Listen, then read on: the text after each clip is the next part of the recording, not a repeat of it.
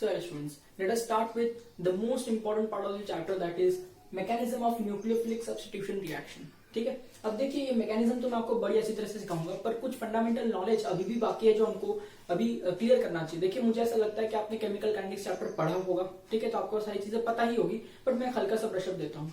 देखिए concept of chemical kinetics जो यहाँ पे यूज करने वाले हैं उसको मैं बताता हूँ कि क्या क्या यूज होने वाला है. तो सबसे पहले आप एक बात समझने की कोशिश करते हैं, ठीक है, कि अगर मैं कहता हूं केमिकल काइनेटिक्स में रेट ऑफ द रिएक्शन, क्योंकि केमिकल काइनेटिक्स में हम क्या जानते हैं कि रिएक्शन कितनी स्पीड से बढ़ रहा है या कम हो रहा है या लाइक दैट, ठीक है. तो we always talk about how fast और how slow the reaction takes place, है ना. और ये सभी फंडा हम किस में पढ़ते हैं, केमिकल काइनेटिक्स में पढ़ते हैं. तो अगर मैं कहता हूं रेट ऑफ द रिएक्शन, तो आपको पता होगा rate of the reaction is directly proportional to concentration of the species reacting, यानी आपका जो रिएक्टेंट होगा उसके कॉन्सेंट्रेशन से डायरेक्टली प्रोपोर्शनल होता है. Obviously raise to its appropriate power, यानी उसका जो स्टाइकोमेट्रिक कोएफिशिएंट होगा वो, पर मैं अभी यहाँ पर मेंशन नहीं कर रहा हूँ. तो अगर आप ये प्रोपोर्शनलिटी का साइन हटाएंगे तो आपको क्या आएगा, रेट इज इक्वल टू के टाइम्स ऑफ कॉन्सेंट्रेशन. ये फंडे तो आपको पता ही है सारे, ठीक है. तो ये बातें यहाँ तक क्लियर है. ऑलराइट, तो चलिए कुछ चीजें और मैं आपको बताना चाहता हूँ, ठीक है. जैसे समझ लेते हैं, जैसे जस्ट ट्राई टू अंडरस्टैंड. देखिए एग्जाम में ये कुछ पूछने नहीं वाले, मैं सिर्फ आपको समझाने की ट्राई कर रहा हूँ. देखिए तो अगर कोई रिएक्शन कंसीडर करता हूं, मान लीजिए ए गिव्स बी, ठीक है, बी गिव्स सी, ऑलराइट, सी गिव्स डी, ठीक है. ये पूरा रिएक्शन है हमारे पास में, समझ में आया. तो अगर मैं इसमें क्वेश्चन पूछता हूं आपसे कि इसमें रिएक्टेंट कौन है, रिएक्टेंट कौन है, तो आपका आंसर क्या आएगा, जो स्टार्टिंग मटेरियल होता है वो रिएक्टेंट होता है कि नहीं. तो इसका रिएक्टेंट कौन है, ए इज अवर रिएक्टेंट. ऑलराइट, ठीक है. अगर मैं आपसे कहूं कि प्रोडक्ट कौन है, करेक्ट, तो जो आखिरी में बनता है वो प्रोडक्ट होता है, यानी डी आपका प्रोडक्ट है. तो प्रोडक्ट कौन है, डी. ऑलराइट, अब मैं आपसे पूछता हूं कि बी और सी क्या है. देखिए अगर इसमें आप देखते हैं तो बी प्रोडक्ट है, पर इसमें आप देखेंगे तो बी रिएक्टेंट है. और ओवरऑल रिएक्शन में हम बता ही नहीं सकते कि बी एक्चुअली प्रोडक्ट है या रिएक्टेंट है, क्योंकि बी भी तो चेंज हो रहा है ना सी में. ऑलराइट, सी को देखिए, सी अगर इस स्टेप में देखते हैं तो सी एक प्रोडक्ट है, और इस स्टेप में देखते हैं तो सी एक रिएक्टेंट है. ओवरऑल रिएक्शन के अंदर सी एक प्रोडक्ट है या रिएक्टेंट है हमको पता ही नहीं है. ओवरऑल रिएक्शन के अंदर मैं बोल ही सकता हूं कि ए से शुरू हो रहा है इसलिए ए ही रिएक्टेंट है और डी पे खत्म हो रहा है यानी डी ही प्रोडक्ट है. But I do not know anything about B and C. वो प्रोडक्ट भी है, वो रिएक्टेंट भी है, मतलब ओवरऑल रिएक्शन में वो बीच का कंपाउंड है, बीच में कहीं बन रहा है. तो जो बीच में बनते हैं, जो ना ही पूरी तरह से प्रोडक्ट होते हैं ना ही पूरी तरह से रिएक्टेंट होते हैं, उन्हें हम कहते हैं इंटरमीडिएट्स. क्या कहते हैं उन्हें, इंटरमीडिएट्स. तो अगर मैं आपसे पूछूं इसमें कि इंटरमीडिएट कौन है, इंटरमीडिएट कौन है, तो आप क्या कहेंगे, बी और सी दोनों के दोनों जो है वो इंटरमीडिएट है. सही है. ऑलराइट, देखिए अगर मैं आपसे कहता हूं कि total steps of the reaction कितने हैं, what are the total steps of the reaction, तो आप कहेंगे ये फर्स्ट स्टेप है, ये सेकंड स्टेप है, ये थर्ड स्टेप है. देयर आर टोटल स्टेप्स कितना है, 3, ठीक है. तो अगर आप ध्यान से देखें ना तो यहां है ना आपको एक फंडा पता चलता है, ठीक है. अभी एक बात और दिखाता हूं मैं आपको जिसको आपने शायद सुना नहीं होगा, ठीक है, दैट इज ट्रांजिशन स्टेट. क्या कहा मैंने, transition state. What is transition, transition means change, ठीक है. आप जितना चेंज करोगे उतने ट्रांजिशन स्टेट बनते हैं, ठीक है. अब ध्यान से सुनिए, what is a chemical reaction, it is nothing but a chemical change in reactant so that it forms product. There is chemical change in A to become B, chemical change in B to become C, chemical change in C to become D. Right, तो chemical changes को ही हम कहते हैं transition, यानी उसी step को हम क्या कहेंगे, transition state. Suppose if I am stepping here, तो मेरी एनर्जी है 100 जूल्स. अब मैं एक स्टेप फॉरवर्ड करता हूं तो अब मेरी एनर्जी 100 ही रहेगी क्या, नहीं, मैंने कुछ एनर्जी स्पेंड कर दी आगे आने में. इसका मतलब क्या हो रहा है, मैं जितना भी स्टेप लूंगा, मैं एक पोजीशन से दूसरे पोजीशन पे जा रहा हूं, मतलब ट्रांजिशन हो रहा है, तो वहां पर चेंज ऑफ एनर्जी होता ही है, ठीक है. तो उम्मीद करता हूं कि ये पॉइंट आपको समझ में आ रहा है कि मैं जितने स्टेप्स लूंगा उतनी बार चेंज आएगा मेरी एनर्जी में और उतनी बार ट्रांजिशन स्टेट बनेंगे, ठीक है. आपने कितने स्टेप में रिएक्शन करा, first step, second step, third step, यहां कितनी बार चेंज आएगा, 3 बार. पहला चेंज ए में आया, दूसरा चेंज बी में आया, तीसरा चेंज सी में आया, तब जाके ए डी में कन्वर्ट हो रहा है ना. तो आप जितने स्टेप में रिएक्शन करेंगे उतना ट्रांजिशन स्टेट बनता है. उम्मीद करता हूं ये पॉइंट आपको समझ में आ रहा होगा. तो ट्रांजिशन स्टेट क्या होता है, equal to number of steps. सही है कि ट्रांजिशन स्टेट कितना होता है, नंबर ऑफ स्टेप्स, जितने स्टेप्स उतने ट्रांजिशन स्टेट। क्लियर? ऑलराइट, तो देख यहां पे ना एक फंडा निकल करके आ रहा है, ठीक है। अब ध्यान से सुनना, ट्रांजिशन स्टेट को हम बोलते हैं टी, है ना, इंटरमीडिएट्स को हम बोलते हैं आई, और टोटल नंबर ऑफ स्टेप्स को हम बोलते हैं एस। तो एक फंडा आ रहा है देख, एस आई टी। क्या आ रहा है? S I T. तो हमेशा तेरे को एस आई और टी के बीच में रिलेशन पता होना चाहिए। देख, S is always equal to T, जितने स्टेप्स उतने ट्रांजिशन स्टेट, जितने स्टेप्स उतने ट्रांजिशन स्टेट। करेक्ट है? ऑलराइट, तो सर इंटरमीडिएट्स कितने होंगे? आप चेक करो, 1 2 3 स्टेप का रिएक्शन है, तो उसमें ये 2 इंटरमीडिएट्स है। मतलब क्या? Intermediates is equal to steps minus 1। Intermediates is equal to steps minus 1। अब जितने स्टेप लोगे उसमें से एक कम करोगे तो आपके वो इंटरमीडिएट्स बनेंगे। Suppose there is reaction of 100 steps, the reaction proceeds in 100 steps. Tell me how many transition state it will have? All the 100 steps will have chemical change, तो ही तो उसे रिएक्शन कहेंगे कि नहीं? इसका मतलब if there is a reaction having 100 steps, it will have 100 transition states. Correct? Now, how many intermediates it will have?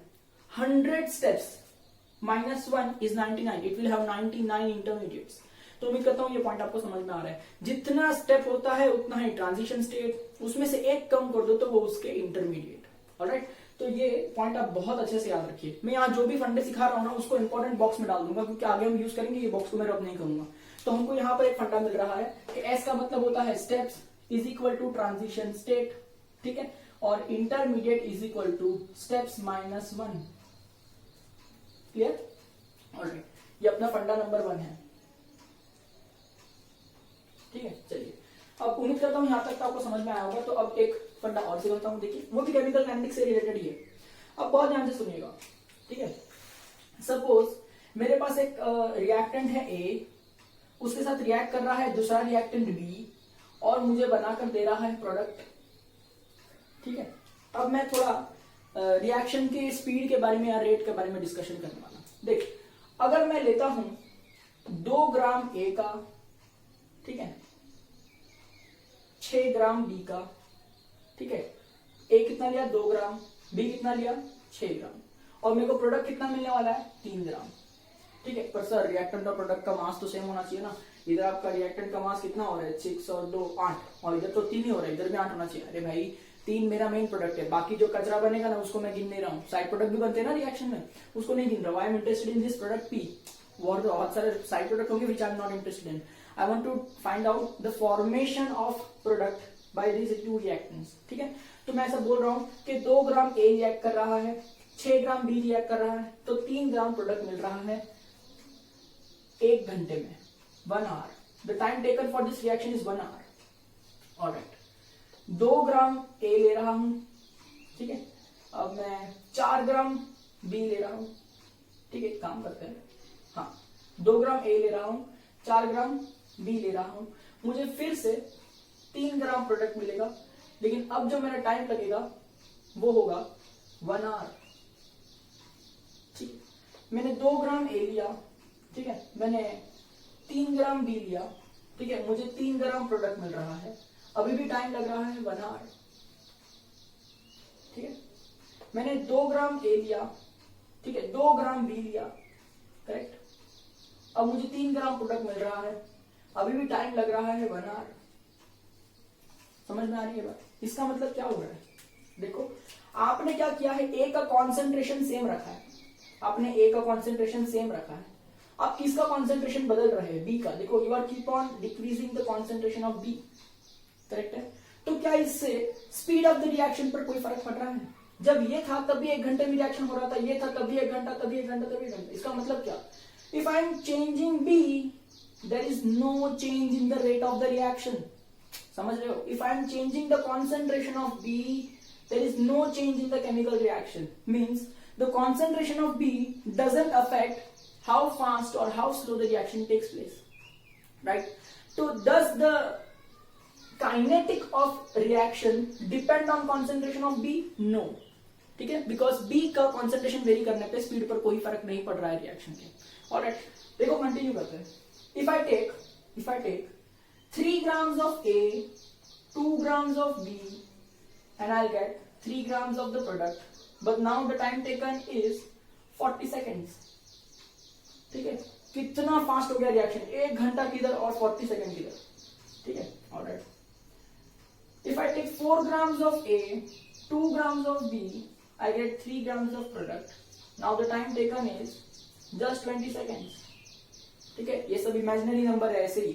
ठीक है, if I take 5 grams of A, 2 grams of B, I'll get 3 grams of product. Now the time taken is 5 seconds.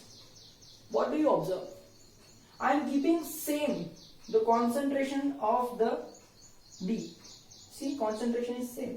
I am changing the concentration of A, and I see on changing the concentration of A, the rate changes drastically. Yes or no? इसका मतलब क्या हो रहा है? The fastness of reaction या फिर the kinetic of the reaction depends on the concentration of A. See, जब तक यहां पर मैं B का concentration चेंज कर रहा था ना, स्पीड पर कोई असर नहीं पड़ा। मैंने B को कांस्टेंट रखा, A को चेंज करना शुरू किया ना, मतलब स्पीड पर असर पड़ रहा है। मतलब ये जो पूरा रिएक्शन है, ये सिर्फ और सिर्फ किसके कॉन्सेंट्रेशन के ऊपर चल रहा है? A के कॉन्सेंट्रेशन के ऊपर चल रहा है। A का कॉन्सेंट्रेशन बदला, स्पीड बदल जाएगा। ऐसे सभी रिएक्शंस को हम कहते हैं यूनिमॉलिक्यूलर रिएक्शंस या फिर फर्स्ट ऑर्डर रिएक्शंस। ठीक है, reactions in which the speed of the reaction depends upon only one species. ठीक है, वन रिएक्टेंट स्पीसीज, उसी को हम कहते हैं फर्स्ट ऑर्डर रिएक्शन। यहां पर 2 स्पीसीज है, but rate of the reaction depends only on one species, therefore this reaction is called as unimolecular reaction और फर्स्ट ऑर्डर रिएक्शन। ठीक है, उम्मीद करता हूं ये पार्ट आपको समझ में आ रहा है। ठीक है, सपोज अगर ऐसा कुछ केस होता, late me wipe it out, और मैं आपको बताता हूं कि अगर देखिए ऐसा कुछ केस होता। ठीक है, let me wipe this off.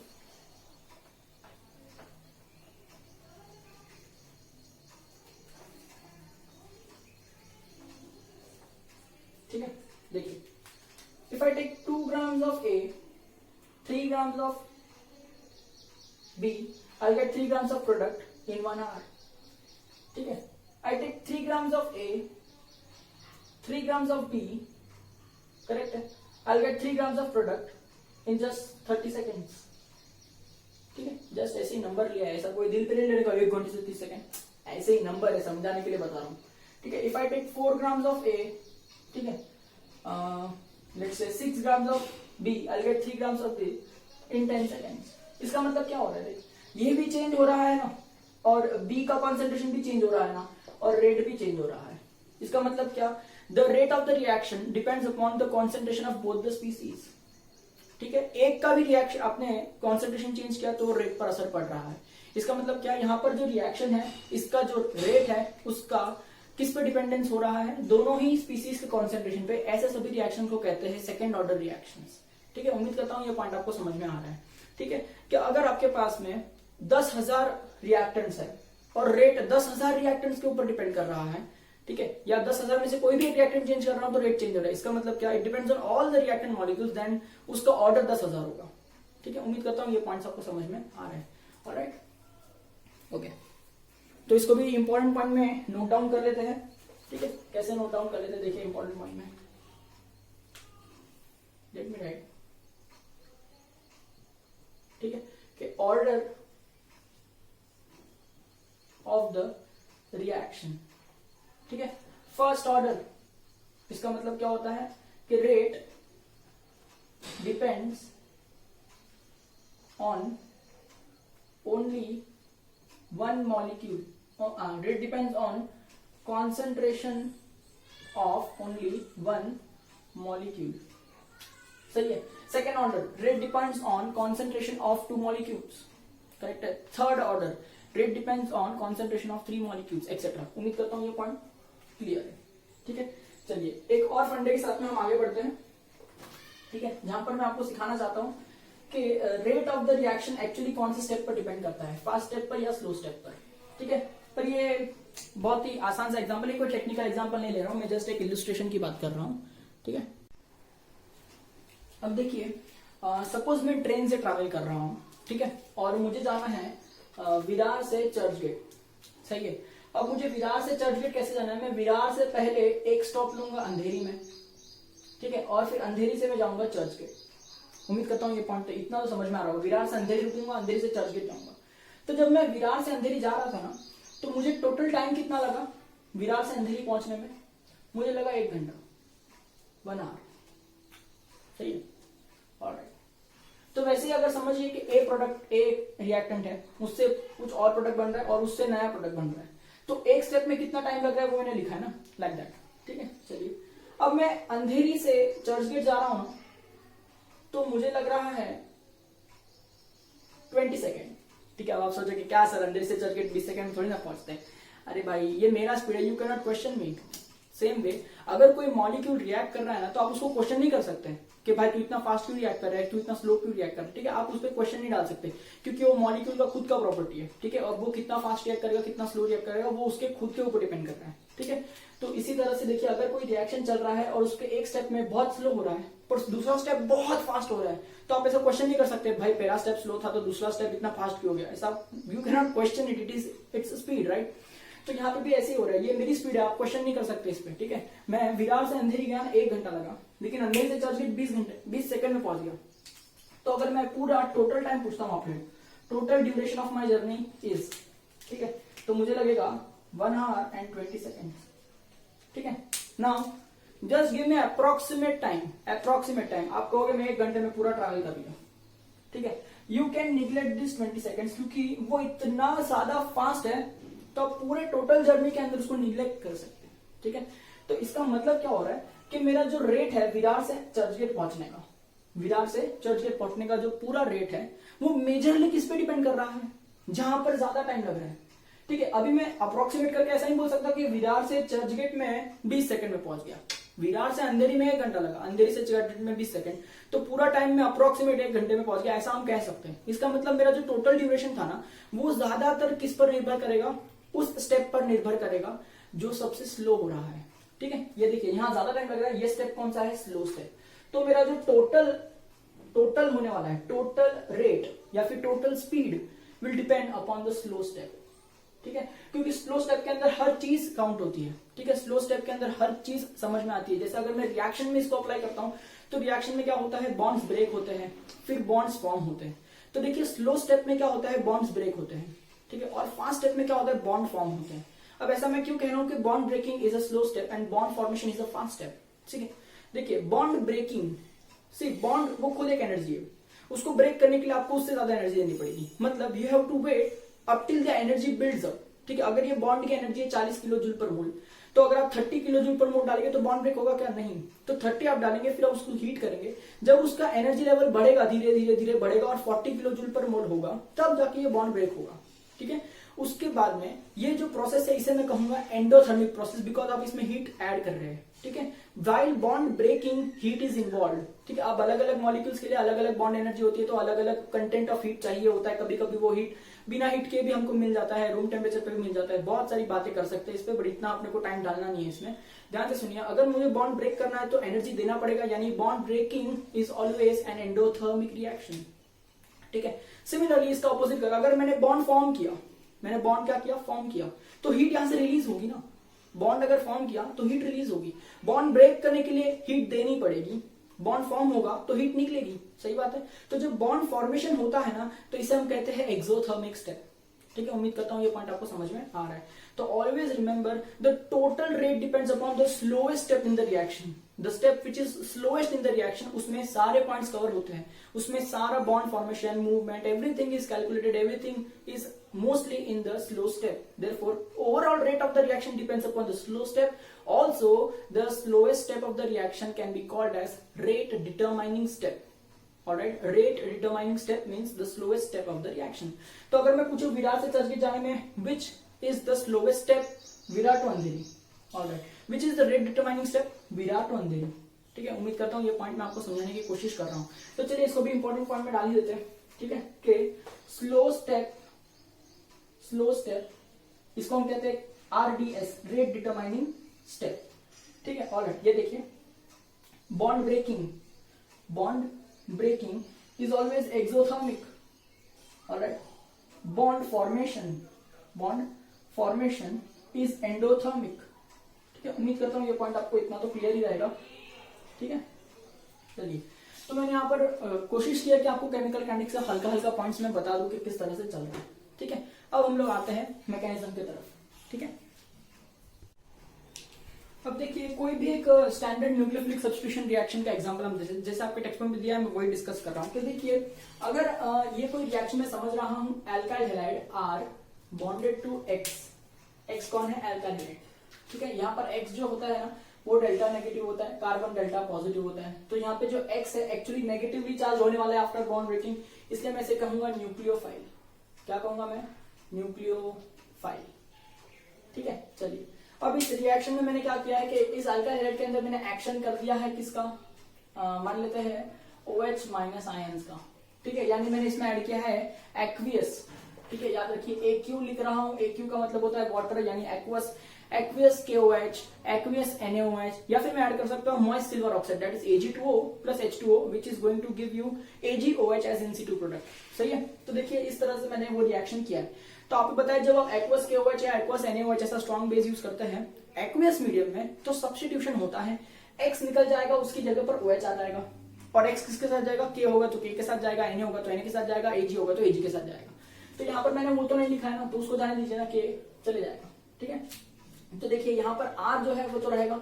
ठीक है, अब उसका जो X है वो सब्स्टिट्यूट हो चुका है किससे, OH माइनस से, क्योंकि आपने यहाँ पर OH माइनस ऐड किया ना बेटा, OH माइनस ऐड किया, तो ये X है ना वो OH माइनस से सब्स्टिट्यूट हो गया। अब ये भी डेल्टा नेगेटिव होगा, यहाँ पर ये डेल्टा पॉजिटिव होगा।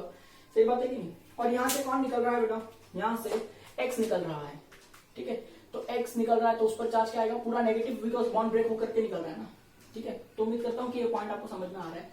तो देखिए X जो था वो तो न्यूक्लियोफाइल था, अब ये जो OH है ना, ये OH भी तो क्या है, एक न्यूक्लियोफाइल है।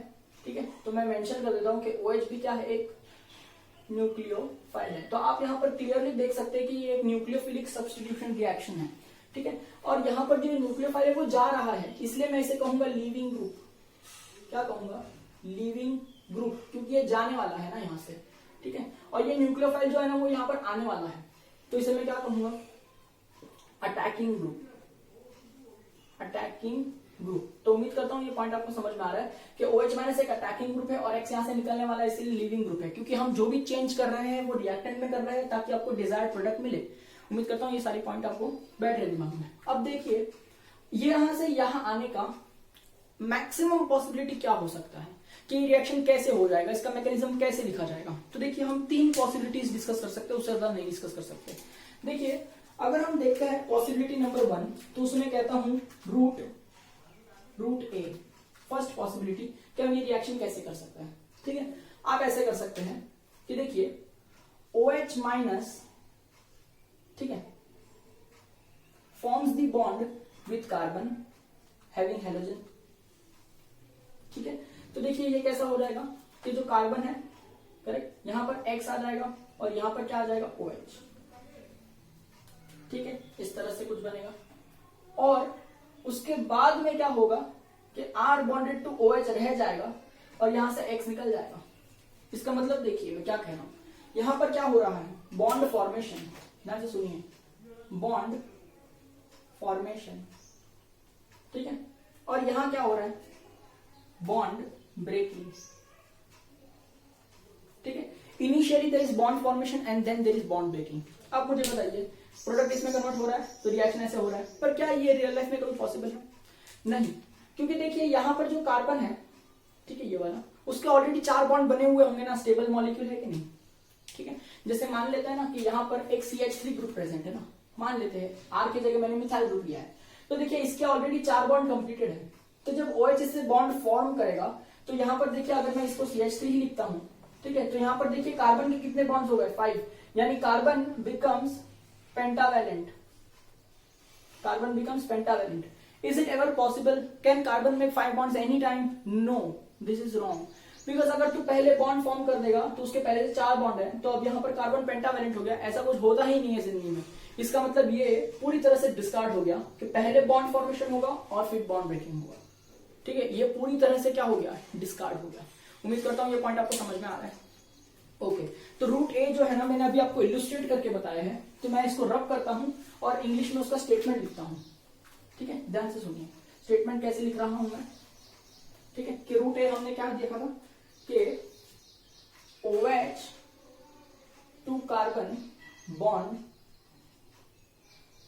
फॉर्म्स इनिशियली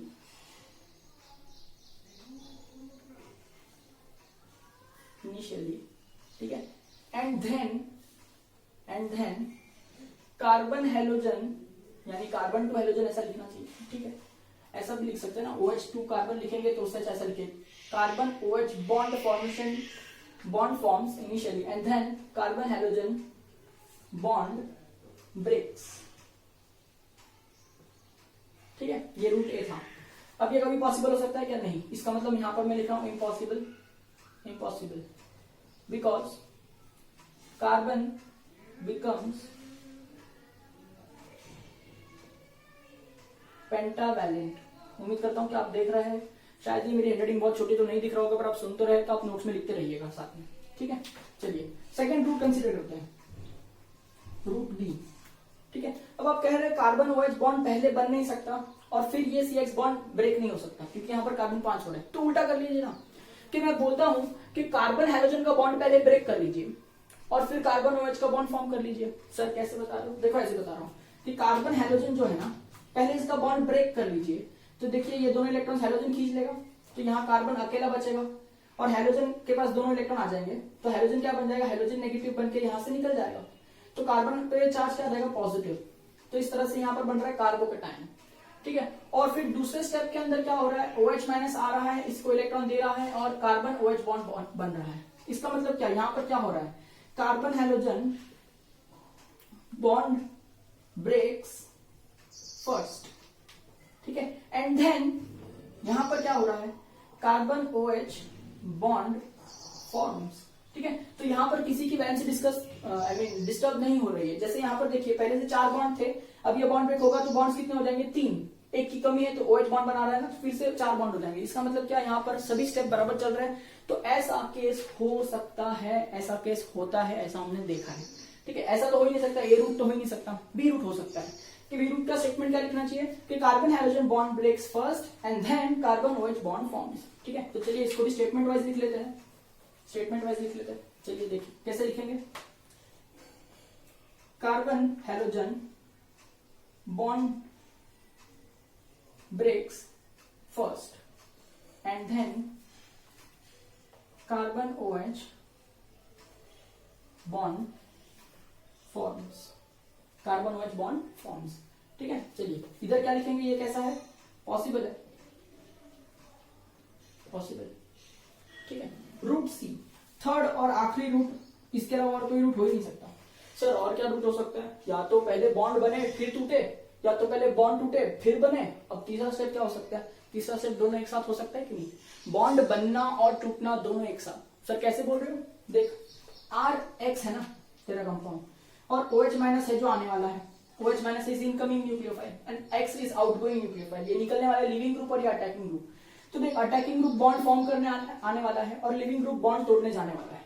ठीक है, तो देखना, अगर मैं बोलता हूं कि O और कार्बन का बॉन्ड बन रहा है, उसी समय पर कार्बन और हाइड्रोजन का बॉन्ड टूट रहा है। देख, OH और कार्बन का बॉन्ड बन रहा है, उसी समय पर कार्बन और हाइड्रोजन का बॉन्ड टूट रहा है।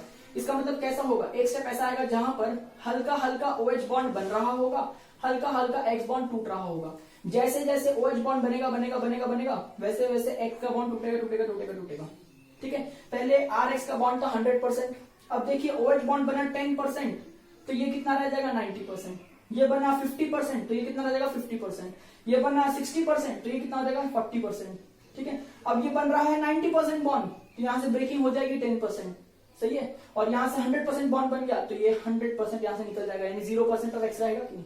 इसका मतलब क्या होता है कि जैसे जैसे बॉन्ड बन रहा है वैसे वैसे बॉन्ड टूट रहा है। तो देखिए, जब बॉन्ड बन रहा है तो पेंटावैलेंट होने वाला था, लेकिन बॉन्ड टूट भी तो रहा है, इसका मतलब ये फिर से टेट्रावैलेंट में आ जाएगा, 4 बॉन्ड में आ जाएगा। इसका मतलब यहां पर bond formation and bond breaking takes place simultaneously. ये एक स्टेप हो सकता है। ठीक है, तो देखिए इस तरह से तो अगर मैं इसको स्टेटमेंट में लिखूं, ऐसा पॉसिबल है, हमने देखा ऐसा होता है, इसलिए मैं लिख रहा हूं कि देखिए कार्बन हेलोजन बॉन्ड ब्रेकिंग, ध्यान से सुनिए, carbon halogen bond breaking and carbon OH bond formation, ठीक है, टेक्स प्लेस साइमल्टेनियसली, ठीक है। और ये फंडा भी क्या हो सकता है, पॉसिबल हो सकता है ना। तो इसका मतलब न्यूक्लियोफिलिक सब्स्टिट्यूशन रिएक्शन, देखिए मैंने यहाँ पर ऐसा कंसीडर किया कि X को हटा के OH आएगा। आप कोई भी न्यूक्लियोफिलिक सब्स्टिट्यूशन रिएक्शन कंसीडर कर सकते हैं जो मैंने इतने सारे सिखाए। अब X को हटा के साइनाइड ला सकते हैं, X को हटा के नाइट्रो ग्रुप ला सकते हैं, X को हटा के अमाइन ग्रुप ला सकते हैं, X को हटा के ईथर ग्रुप ला सकते हैं, बहुत सारे कराए हैं मैंने आपको। तो मैं अभी यहाँ पर सबसे आसान जो आपके बुक में डिस्कस किया है इसलिए ये वाला कर रहा हूँ। चाहे तो मैं कोई भी रिएक्शन करके बता सकता हूँ न्यूक्लियोफिलिक वाला, पर ऐसी कोई बड़ी बात नहीं है, ठीक है। पर आपके बुक में जो दिया है मुझे वही गाइडलाइंस फॉलो करनी होती है, इसलिए मैं भी यही कर रहा हूँ कि X को हटा के मैं OH ला रहा हूँ, ठीक है। तो देखिए इस तरह से 3 स्टेप बन सकते हैं। फिर से रिवाइज कर लेते हैं 3 स्टेप। या तो पहले बॉन्ड फॉर्म होगा फिर ब्रेक होगा, पर ऐसा कभी पॉसिबल है क्या, नहीं, बिकॉज कार्बन की वैलेंसी हो जाएगी 5। चलिए दूसरा रूट क्या है कि पहले बॉन्ड ब्रेक होगा फिर फॉर्म होगा, तो बॉन्ड ब्रेक होगा तो वैलेंसी कम हो गई, फॉर्म होगा तो फिर से जितनी थी उतनी हो गई। तो ये स्टेप पॉसिबल है। या तो फिर क्या हो सकता है, बॉन्ड फॉर्मेशन और ब्रेकिंग दोनों एक साथ हो, ठीक है, बॉन्ड बनना और टूटना दोनों एक साथ हो, ये भी हो सकता है। तो what are the possible routes, route B and route C, ठीक है। इसका मतलब रूट एक अभी भी आने वाला नहीं है, इस पे कोई बात नहीं करेंगे। अब सब्स्टिट्यूशन ऑफ न्यूक्लियोफाइल यानी SN रिएक्शंस 2 टाइप के होते हैं, एक होता है SN1 और एक होता है SN2, ठीक है। 1 और 2 का अपना ही मतलब है, ऐसा नहीं है कि पहले जो सिखाया वो SN1 दूसरा जो सिखाया SN2, ऐसा नहीं है। 1 और 2 जो मैं बोल रहा हूँ उसका अपना ही मतलब है, मैं सिखाऊंगा सारी चीजें, और दोनों ही इनमें से एक है, ठीक है। इसका मतलब अगर ये SN1 है तो ये SN2 है, अगर ये SN2 है तो ये SN1 है। तो यही 2 टाइप के रिएक्शन हमको सीखने हैं। ऐसा एक रिएक्शन आने वाला है, समझ लीजिए, कि जहां पर पहले कार्बन हाइड्रोजन का बॉन्ड ब्रेक होगा और फिर कार्बन OH का बॉन्ड फॉर्म होगा, ठीक है। और या तो फिर कार्बन हाइड्रोजन का बॉन्ड ब्रेकिंग और कार्बन OH का बॉन्ड फॉर्मेशन दोनों एक साथ होगा। कॉमन सेंस से बता दीजिए मुझे कि ये जो बी रूट है वो कितने स्टेप का है, ठीक है। पहले स्टेप में बॉन्ड ब्रेक हो रहा है, दूसरे स्टेप में बॉन्ड फॉर्म हो रहा है, यानी 2 स्टेप का रिएक्शन है, समझ में आई। तो रूट बी 2 स्टेप का है ना, कॉमन सेंस की बात है कि इधर देख, जहां बॉन्ड ब्रेक हो रहा है वहीं फॉर्म हो रहा है, मतलब जितना इतना बॉन्ड बन रहा है उतना उतना बॉन्ड टूट रहा है, मतलब दोनों एक साथ हो रहा है कि नहीं। तो एक ही स्टेप में हो रहा है ना, तभी तो कह रहे हैं एक साथ हो रहा है। देखिए ये अलग अलग स्टेप में हो रहा है तभी तो कह रहे हैं अलग अलग हो रहा है। तो इसका मतलब क्या है, साइमल्टेनियस का मतलब क्या होता है, दोनों ही process breaking and forming happens in 1 step.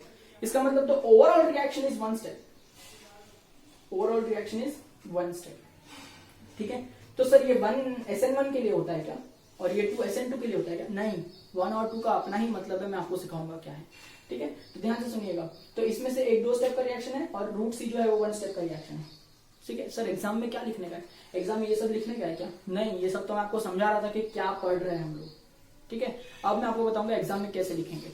चलिए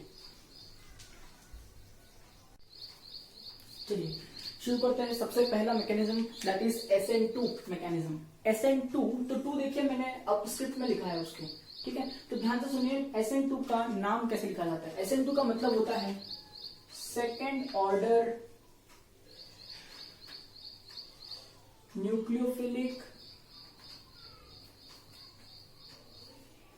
सब्स्टिट्यूशन रिएक्शन, ठीक है। SN2 का नाम क्या होता है, second order nucleophilic substitution reaction. Second order मतलब क्या, इस रिएक्शन का जो रेट है, ठीक है, वो 2 मॉलिक्यूल्स पर डिपेंड करेगा, ठीक है। जो रेट है वो 2 मॉलिक्यूल्स पर डिपेंड करेगा, इसलिए हम इसे कहते हैं सेकंड ऑर्डर, ठीक है।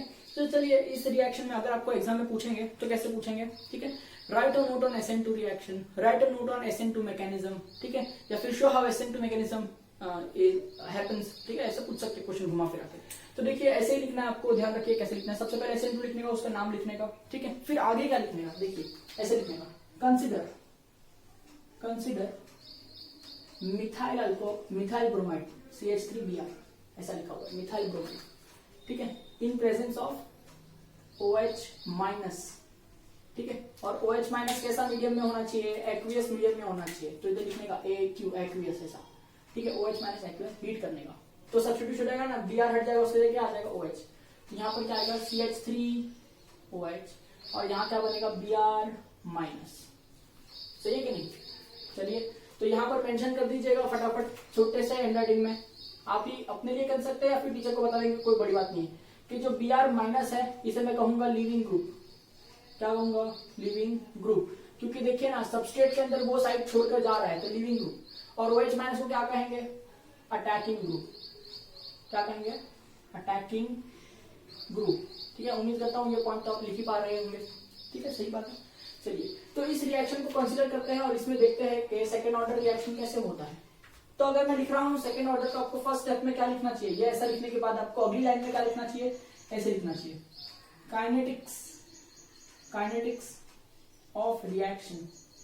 ठीक है, तो इसका काइनेटिक्स क्या है? देखिए कि ये जो रिएक्शन आपको दिया हुआ है इसका जो रेट है, ठीक है, वो डायरेक्टली प्रोपोर्शनल है दो मॉलिक्यूल्स के। कौन से दो मॉलिक्यूल्स के? जो रिएक्टेंट है, यानी कौन? ये और OH माइनस।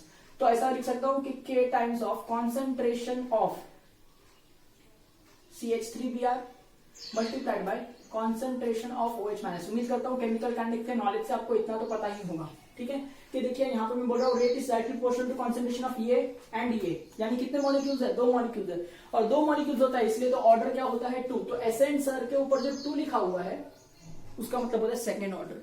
ठीक है, उम्मीद करता हूँ ये पॉइंट समझ में आ गया। इसका मतलब यहां लिख दीजिएगा कि रेट डिपेंड्स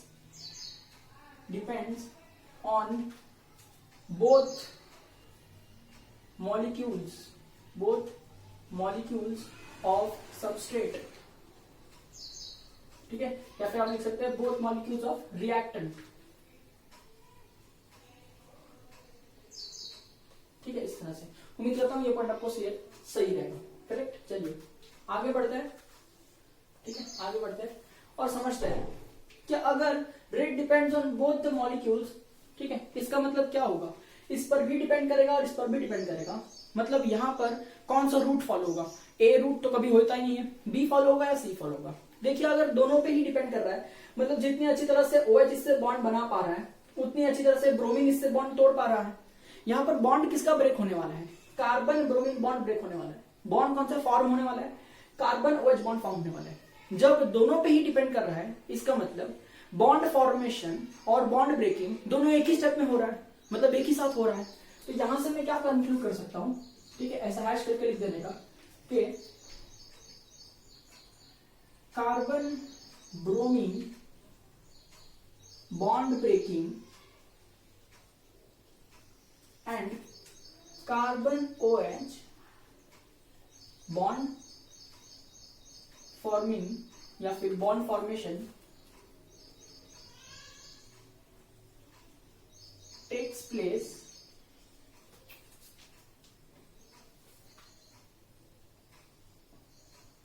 साइमल्टेनियसली। ठीक है, तो चलिए ये आपने लिखा इस तरह से कि दोनों ही एक साथ हो रहा है। ठीक है, अब नेक्स्ट स्टेप में आपको लिखना चाहिए मैकेनिज्म। क्या लिखना चाहिए? मैकेनिज्म। तो देखिए मैकेनिज्म किस तरह से लिखेगा।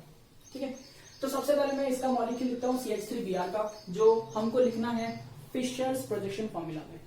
ठीक है, sorry not Fisher's projection formula, I am so sorry, wedge dash flying wedge formula या फिर वेज डैश फॉर्मूला में हमको लिखना है। ठीक है, not Fisher's, by mistake I said fishers.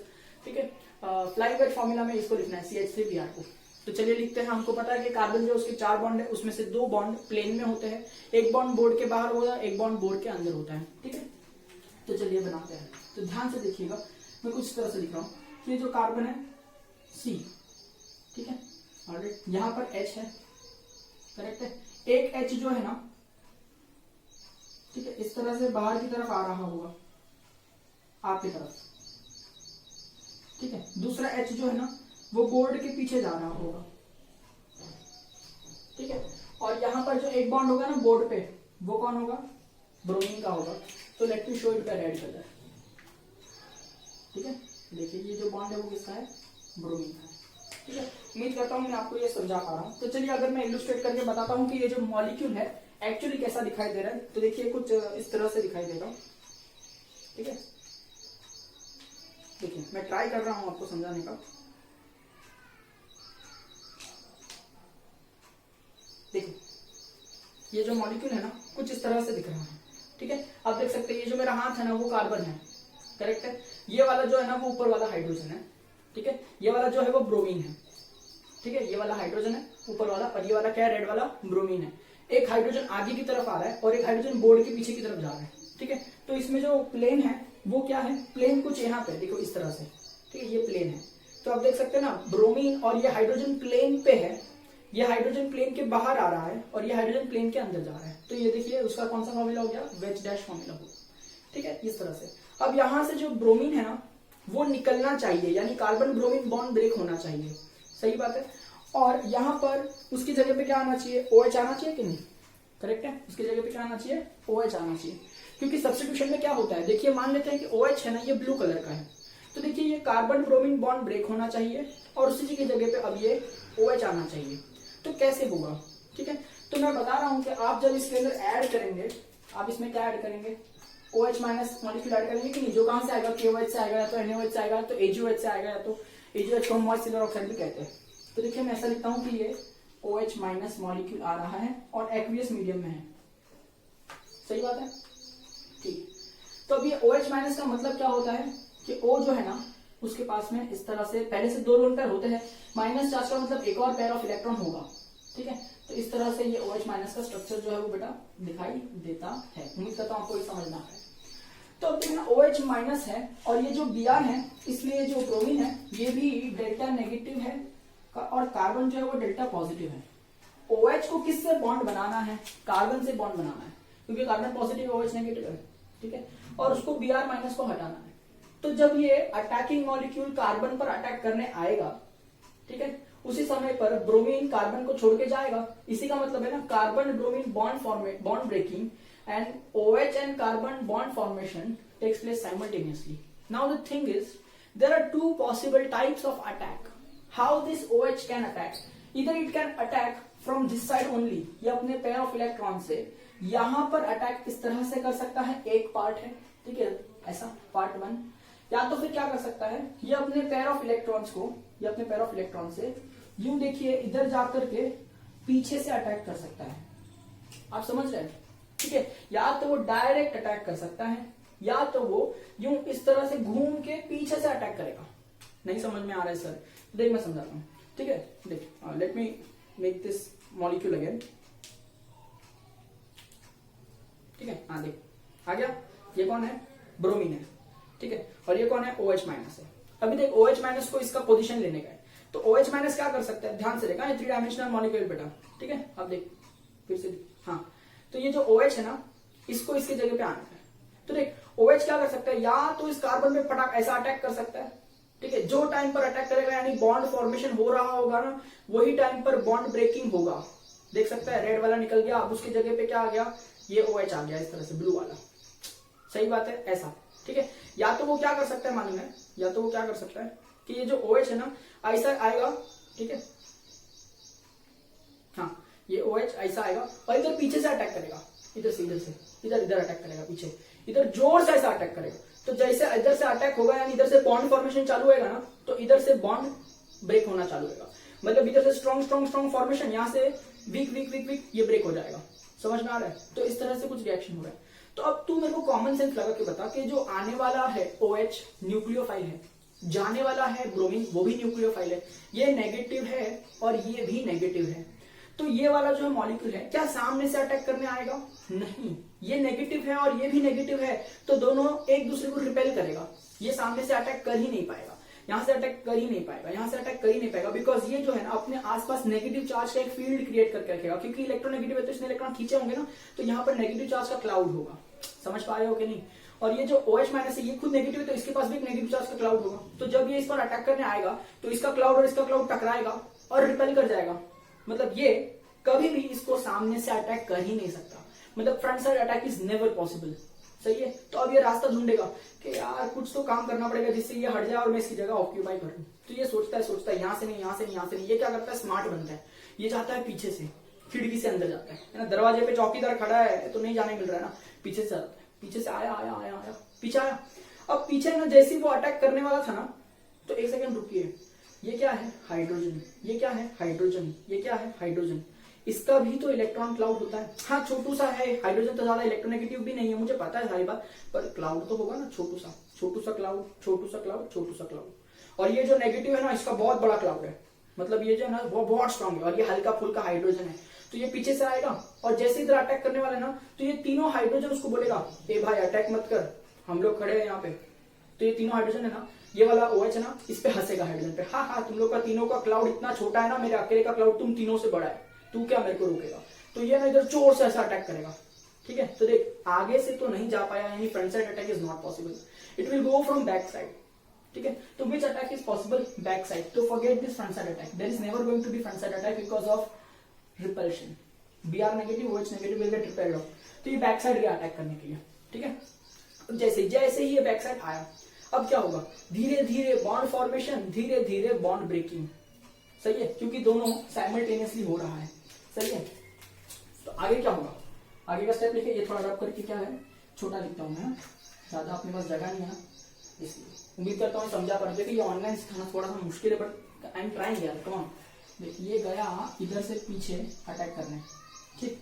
अच्छा अभी क्या होएगा, एरो, ये कार्बन देख, ठीक है, इसका हाइड्रोजन था ऊपर ऐसा एक H, ठीक है। यहां पर जो पीछे के दो हाइड्रोजन थे ना, वो भी सीधे हो जाएंगे देख ऐसा, ठीक है। उम्मीद करता हूं दिख रहा होगा बोर्ड पर, ठीक है। थोड़ा ये एरो छोटा कर देता हूं,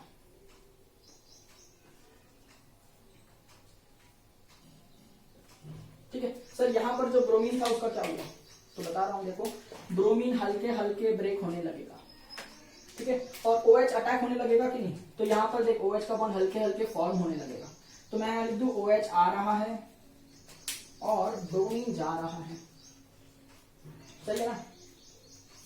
तो यहां पर देख इस तरह से एक इंटरमीडिएट बन रहा है, क्या बन रहा है, एक इंटरमीडिएट बन रहा है। अब इसके बाद क्या होता है, इसके बाद क्या होता है, इसके बाद बड़ा सिंपल चीज है, ठीक है, कि यहां से पूरी तरह से OH का बॉन्ड बन जाएगा और यहां से Br निकल जाएगा, ठीक है। पर जरा रुकिए, मैं आपको ये सिखाता हूं कि ये हो कैसे रहा है, क्योंकि यहाँ पर थोड़ा सा बॉन्ड का चेंजेस होने वाला है। यहाँ देखो फिर से देखते हैं,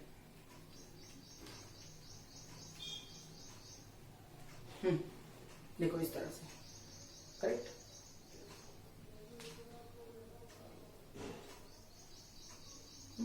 ऑलराइट, ये ब्रोमीन जो है ना, ये वाला, ठीक है, ये निकल रहा है और ये पीछे से अटैक कर रहा है। तो पहले क्या हो रहा था देख, ये जो हाइड्रोजन है ना, ये हाइड्रोजन एक आगे पीछे था ना, ठीक है, एक बोर्ड के आगे आ रहा था, एक बोर्ड के पीछे आ रहा था इस तरह से। तो जब ये यहाँ से अटैक करता है ना, जब ये यहाँ से अटैक करता है ना, तो सब कुछ एक प्लेन में आ जाता है, ठीक है। ये जो आगे पीछे है ना वैसा नहीं रहता है, वो सब कुछ कैसा आ जाता है, एक प्लेन में आता है। तो इसलिए आप देख सकते हो ना कि ये जो हाइड्रोजन है वो आगे आ रहा है, ये जो हाइड्रोजन है वो पीछे आ रहा है। जब ये यहाँ पर अटैक कर रहा है तो देख OH कनेक्ट हो रहा है ना, इसका मतलब क्या है, तीनों हाइड्रोजन देखो स्ट्रेट लाइन में बताया है, मतलब एवरीथिंग बिकम्स प्लेनार। जो पहले 3 डायमेंशनल था ना, अब वो 2 डायमेंशनल हो गया for time being, not permanently, for time being, जब तक ये अटैक चल रहा है। जैसे ही इधर से अटैक हुआ, ये यहां से निकल गया। अब ध्यान से सुन, इसका बॉन्ड फॉर्मेशन अगर 100% हो गया, इसका बॉन्ड फॉर्मेशन अगर 100% हो गया तो ये यहां से निकल गया, ठीक है, मान ले इसको निकाल दिया। अभी देखना यहां से आ रहा है, यहां से देखिए कनेक्ट नहीं हो पा रहा है, तो कनेक्ट होने के लिए क्या होगा, ये मॉलिक्यूल अपने आप को पलटेगा। नहीं समझा, अरे यहां से निकल गया ना और ये पीछे खड़ा है, ठीक है, यहां से ये बॉन्ड फॉर्मेशन हो रहा है पीछे से और यहां से बॉन्ड ब्रेकिंग हो रहा है। तो बॉन्ड ब्रेकिंग हो गया पूरा, तो तभी बॉन्ड फॉर्मेशन हो जाना चाहिए ना, क्योंकि साइमल्टेनियस है। तो जैसे ही बॉन्ड फॉर्मेशन कंप्लीट हुआ 100% पे, लेकिन अभी तक मॉलिक्यूल फॉर्म नहीं हुआ है, क्योंकि देखना यहां से ये बॉन्ड बनने रहा है। इसका मतलब क्या होगा, ये जो मॉलिक्यूल है ये पलटेगा ऐसा, ठीक है। या फिर मैं ऐसा बोलता हूं, देख ये मॉलिक्यूल है ना, अब ऐसा हो जाएगा, समझ में आया, पहले ऐसा था ना, ठीक है। अब जैसे ही पीछे से बॉन्ड बनने वाला है ना, तो ये मॉलिक्यूल ऐसा हो जाएगा, ठीक है। तो यानी ऐसा बॉन्ड बनेगा पीछे से। तो देखना मतलब क्या है, देख अभी यहां कैसा बनेगा, तो स्ट्रक्चर देख, ठीक है, कार्बन, सही है, ऊपर वाला hydrogen as it is, correct है।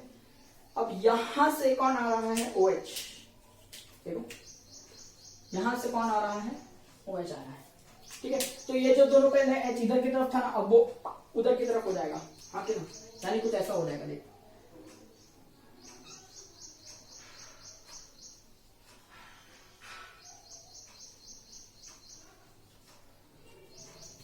समझ में आ रहा है, पहले जो इधर की तरफ था ना वो उधर की तरफ हो गया, ठीक है। इसका मतलब ये देखिए, अगर ऐसा है, ये अगर ऐसा है, तो ये वाला मॉलिक्यूल ऐसा है, नहीं समझा, देखना समझ, ये जो V है ना, ये वाला V, ठीक है, वो मेरा थंब है, तो ये इधर है।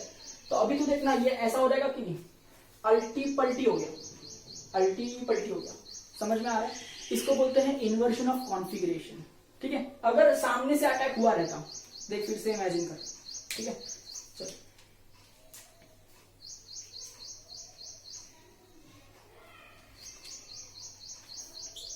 ठीक है, ऑलराइट, फिर से देखो, ये कौन है, मिथाइल ब्रोमाइड, ठीक है। अगर ये सामने से अटैक करता, देख होता तो है ही नहीं सामने से अटैक, लेकिन इमेजिन करना कि होता तो क्या होता। अगर ये सामने से अटैक करता तो ये निकल जाता और ये फॉर्म हो जाता, तो इसमें इसको किधर अल्टी पल्टी करने का जरूरत पड़ा क्या? नहीं, मतलब सामने से अटैक होगा ना तो कोई अल्टी पल्टी नहीं होता है, ठीक है। लेकिन ये ऐसा था और इसने पीछे से अटैक किया, पीछे से अटैक किया, ये निकल गया ना, इसलिए ये सब ऐसा छतरी उल्टा हो गया ना, वैसा ऐसा हो जाएगा, ठीक है। इसका मतलब बैक साइड अटैक होगा ना तो कॉन्फ़िगरेशन उल्टा हो जाता है, इन्वर्जन हो जाता है, ऐसा हम कहते हैं, ठीक है। तो उम्मीद करता हूँ कि ये जो पॉइंट है ना मैं आपको समझा पा रहा हूँ कि इस तरह से देखिए bond formation and bond breaking takes place in single step, ठीक है। तो ध्यान से सुनना, ध्यान से सुनना, यहाँ पर मैं बहुत सारी इंपॉर्टेंट चीजें लिखने वाला हूँ। स्टेप्स कितने हैं, ठीक है, आप देख सकते हैं पूरा एक ही रिएक्शन है, एक ही रिएक्शन है, पूरा एक ही स्टेप में हो रहा है ना, ये रिएक्टेंट है और ये सीधा प्रोडक्ट बना, ठीक है। ये कुछ भी नहीं बता, क्या ये रिएक्टेंट है? नहीं। क्या ये प्रोडक्ट है? नहीं। समझ में आ रहा है ये बात? This is a one step reaction, ठीक है। तो नंबर ऑफ स्टेप्स कितने हो गए? 1, ठीक है। मुझे बताओ जितने स्टेप्स होते हैं उतने ट्रांजिशन स्टेट होते हैं कि नहीं? तो इसका मतलब अगर मैं लिखूं ट्रांजिशन स्टेट, ट्रांजिशन स्टेट, वो भी कितना हो जाएगा? 1, सही है। और अगर मैं लिखूं इंटरमीडिएट, इंटरमीडिएट क्या लिखूं मैं? इंटरमीडिएट, ठीक है। वो क्या होता है? नंबर ऑफ स्टेप्स -1, तो 1 - 1 कितना हो गया? 0। तो इसमें इंटरमीडिएट्स कितने हैं? 0। तो सर ये है ना इंटरमीडिएट। अरे भाई ये इंटरमीडिएट नहीं, सुनो, इंटरमीडिएट एक स्पीसीज होता है जो एग्जिस्ट करता है। ये एग्जिस्ट करेगा क्या कभी? इसमें देखेगा ना ध्यान से तो कार्बन के 5 बॉन्ड है, देख, ठीक है। पर सर बॉन्ड है नहीं, ऐसा होगा ऐसा बता रहा है कि ये बॉन्ड टूट रहा है, ये बॉन्ड बन रहा है, मतलब इसमें 5 बॉन्ड है नहीं। This is not pentavalent. This is just a state to understand कि how it is happening, how simultaneous bond is breaking. तो ये अभी बोल सकते हैं ना कि एक साथ में बन रहा है, टूट रहा है, ठीक है, लेकिन लिखेगा कैसे? ठीक है, यानी रिएक्शन में दिखाएगा कैसा कि दोनों एक साथ हो रहा है, इसलिए ऐसा डॉट डॉट डॉट लाइन बनाया है, ठीक है। तो ये जो स्टेप दिख रहा है ना, ये ऐसा नहीं है कि रिएक्टेंट भी नहीं है, प्रोडक्ट भी नहीं है तो इंटरमीडिएट है। ये इंटरमीडिएट नहीं है, ऐसा कुछ एग्जिस्ट ही नहीं करते। समझ में आया? तो इंटरमीडिएट कितना आएगा? 0, ठीक है। एक ही स्टेप का रिएक्शन है इसलिए एक ही चेंज आने वाला है। क्या चेंज आने वाला है? Br हट जाएगा, OH आ जाएगा, सिंपल। एक ही चेंज आने वाला है, यानी एक ही ट्रांजिशन स्टेट होने वाला है। उम्मीद करता हूँ ये पॉइंट आपको समझ में आ रहा है, ठीक है। तो ये इस तरह से इसका मैकेनिज्म यहाँ पर कंप्लीट होता है, ठीक है। अब और भी कौन से पॉइंट्स होते हैं जो हमको डिस्कस करना है, मैं आगे एक करके लिख लूंगा, ठीक है। चलिए देखिए, SN2 मैकेनिज्म अगर मैं बात करूं तो आप इस तरह से उसका मैकेनिज्म लिखेंगे, ठीक है। और इस मैकेनिज्म के आप अंदर क्या क्या बताने की इंपॉर्टेंस है ध्यान रखिएगा। आपको ऐसा बताना होगा कि ये जो OH- है ना, वो इस तरह से बैक साइड अटैक कर रहा है, ये एक एरो आपको बताना बहुत जरूरी है, ठीक है। इस तरह से आपको इसके नीचे लिखना चाहिए कि ये एक ट्रांजिशन स्टेट है, यानी TS लिखना चाहिए, TS यानी ट्रांजिशन स्टेट, ठीक है। इस तरह से ये दोनों नोटेशन आपको करने चाहिए। और ये देखिए पूरा एक ही सिंगल स्टेप है, तो यही स्टेप क्या होगा? स्लो स्टेप होगा, और स्लो स्टेप को ही हम कहते हैं रेट डिटरमाइनिंग स्टेप यानी RDS। इसके अंदर एक ही स्टेप है और एक वही स्टेप रेट डिटरमाइनिंग स्टेप है, जिसके अंदर दोनों मॉलिक्यूल्स का कॉन्सेंट्रेशन डिपेंड कर रहा है रेट डिटरमाइन करने के लिए। इसे हम इसे कहते हैं सेकंड ऑर्डर या फिर बाई मॉलिक्यूलर रिएक्शन, ऐसा भी कह सकते हैं। सेकंड ऑर्डर का दूसरा नाम होता है बाई मॉलिक्यूलर रिएक्शन, ठीक है। अब आगे क्या लिखना है? यहाँ पर लिखना है, ध्यान से सुनेगा, salient features of SN2 mechanism, ठीक है। उसमें सबसे पहला सेलिएंट फीचर क्या है? ठीक है, तो ध्यान से सुनिएगा। सबसे पहला सेलिएंट फीचर है simultaneous bond breaking and bond formation in single step, in single step, ठीक है। And the rate depends on CH3OH CH3Br यानी रिएक्टेंट है ना, CH3Br का कॉन्सेंट्रेशन एंड OH- का कॉन्सेंट्रेशन ठीक है, hence it is called bimolecular reaction, क्योंकि दो मॉलिक्यूल्स को डिपेंड करता है। तो इस तरह से इसका फर्स्ट सेलिएंट फीचर हो गया। ठीक है, चलिए दूसरा सेलिएंट फीचर की बात करते हैं। ठीक है, ध्यान से सुनिएगा, दूसरा सेलिएंट फीचर क्या है, बैक साइड अटैक। ठीक है, बैक साइड अटैक, या जो पीछे से अटैक कर रहा है उसका सेलिएंट फीचर, उसके बारे में हमको लिखना पड़ेगा। तो देखिए यहां पर क्या होता है, इनकमिंग एनयू, एनयू का मतलब क्या है, न्यूक्लियोफाइल, एनयू माइनस लिख रहा हूं, उसका मतलब न्यूक्लियोफाइल, आप पूरा इंग्लिश में लिख लीजिए वर्ड। ठीक है, मैं लिख रहा हूं इनकमिंग न्यूक्लियोफाइल यानी कि कौन, OH माइनस। ठीक है, attacks carbon from opposite side of that of outgoing nucleophile, जो कि कौन है, Br माइनस। ठीक है, outgoing nucleophile that is Br minus. ठीक है, टू अवॉइड, ध्यान से सुनिए, एक वर्ड लिख रहा हूं, steric repulsion, to avoid steric repulsion and electrostatic repulsion. और इस electrostatic repulsion, negative charge repel होएगा ना, इसको हम लोग बोलते हैं इलेक्ट्रोस्टैटिक रिपल्शन। ठीक है, तो सर स्टेरिक रिपल्शन क्या होता है, सुनाता हूं। स्टेरिक रिपल्शन का मतलब होता है रिपल्शन बाय बल्की ग्रुप, रिपल्शन बाय बल्की ग्रुप। ठीक है, अब यहां पर देखिए OH एक बहुत बड़ा बल्की ग्रुप है, और OH बोल रहा हूं, सॉरी, ब्रोमीन जो है यहाँ पर बहुत बड़ा बल्की ग्रुप है। तो इतना बड़ा ग्रुप है तो इसका इतना बड़ा क्लाउड होगा ना, ये भी एक रीजन है कि OH है ना उसको अटैक नहीं कर पाते, क्योंकि उसका साइज बहुत बड़ा है, तो वहां पर उसको जगह नहीं मिलती है बराबर से अटैक करने के लिए। तो ये जगह नहीं मिलना यानी बल्की ग्रुप की वजह से होने वाले रिपल्शन को कहते हैं स्टीयरिक रिपल्शन। ठीक है, और चार्ज की वजह से रिपल्शन हो रहा है वो भी है ही, तो उसे हम कहते हैं इलेक्ट्रोस्टैटिक रिपल्शन। तो देखिए जो इनकमिंग न्यूक्लियोफाइल है ना, वो पीछे से अटैक करता है कार्बन पर, उस कार्बन पर जहां से आउटगोइंग न्यूक्लियोफाइल निकलने वाला है, उसके ऑपोजिट साइड से अटैक करता है। क्यों, ताकि वो इलेक्ट्रोस्टैटिक रिपल्शन को भी अवॉइड कर सके और स्टीयरिक रिपल्शन को भी अवॉइड कर सके। ठीक है, उम्मीद करता हूं ये पॉइंट आपको समझ में आ रहा है। ये सेकंड सेलिएंट फीचर हो गया इसका। ठीक है, ऑलराइट, चलिए थर्ड सेलिएंट फीचर की तरफ बढ़ते हैं। उम्मीद करता हूं आपको ये बोर्ड पर दिख रहा होगा। The transition state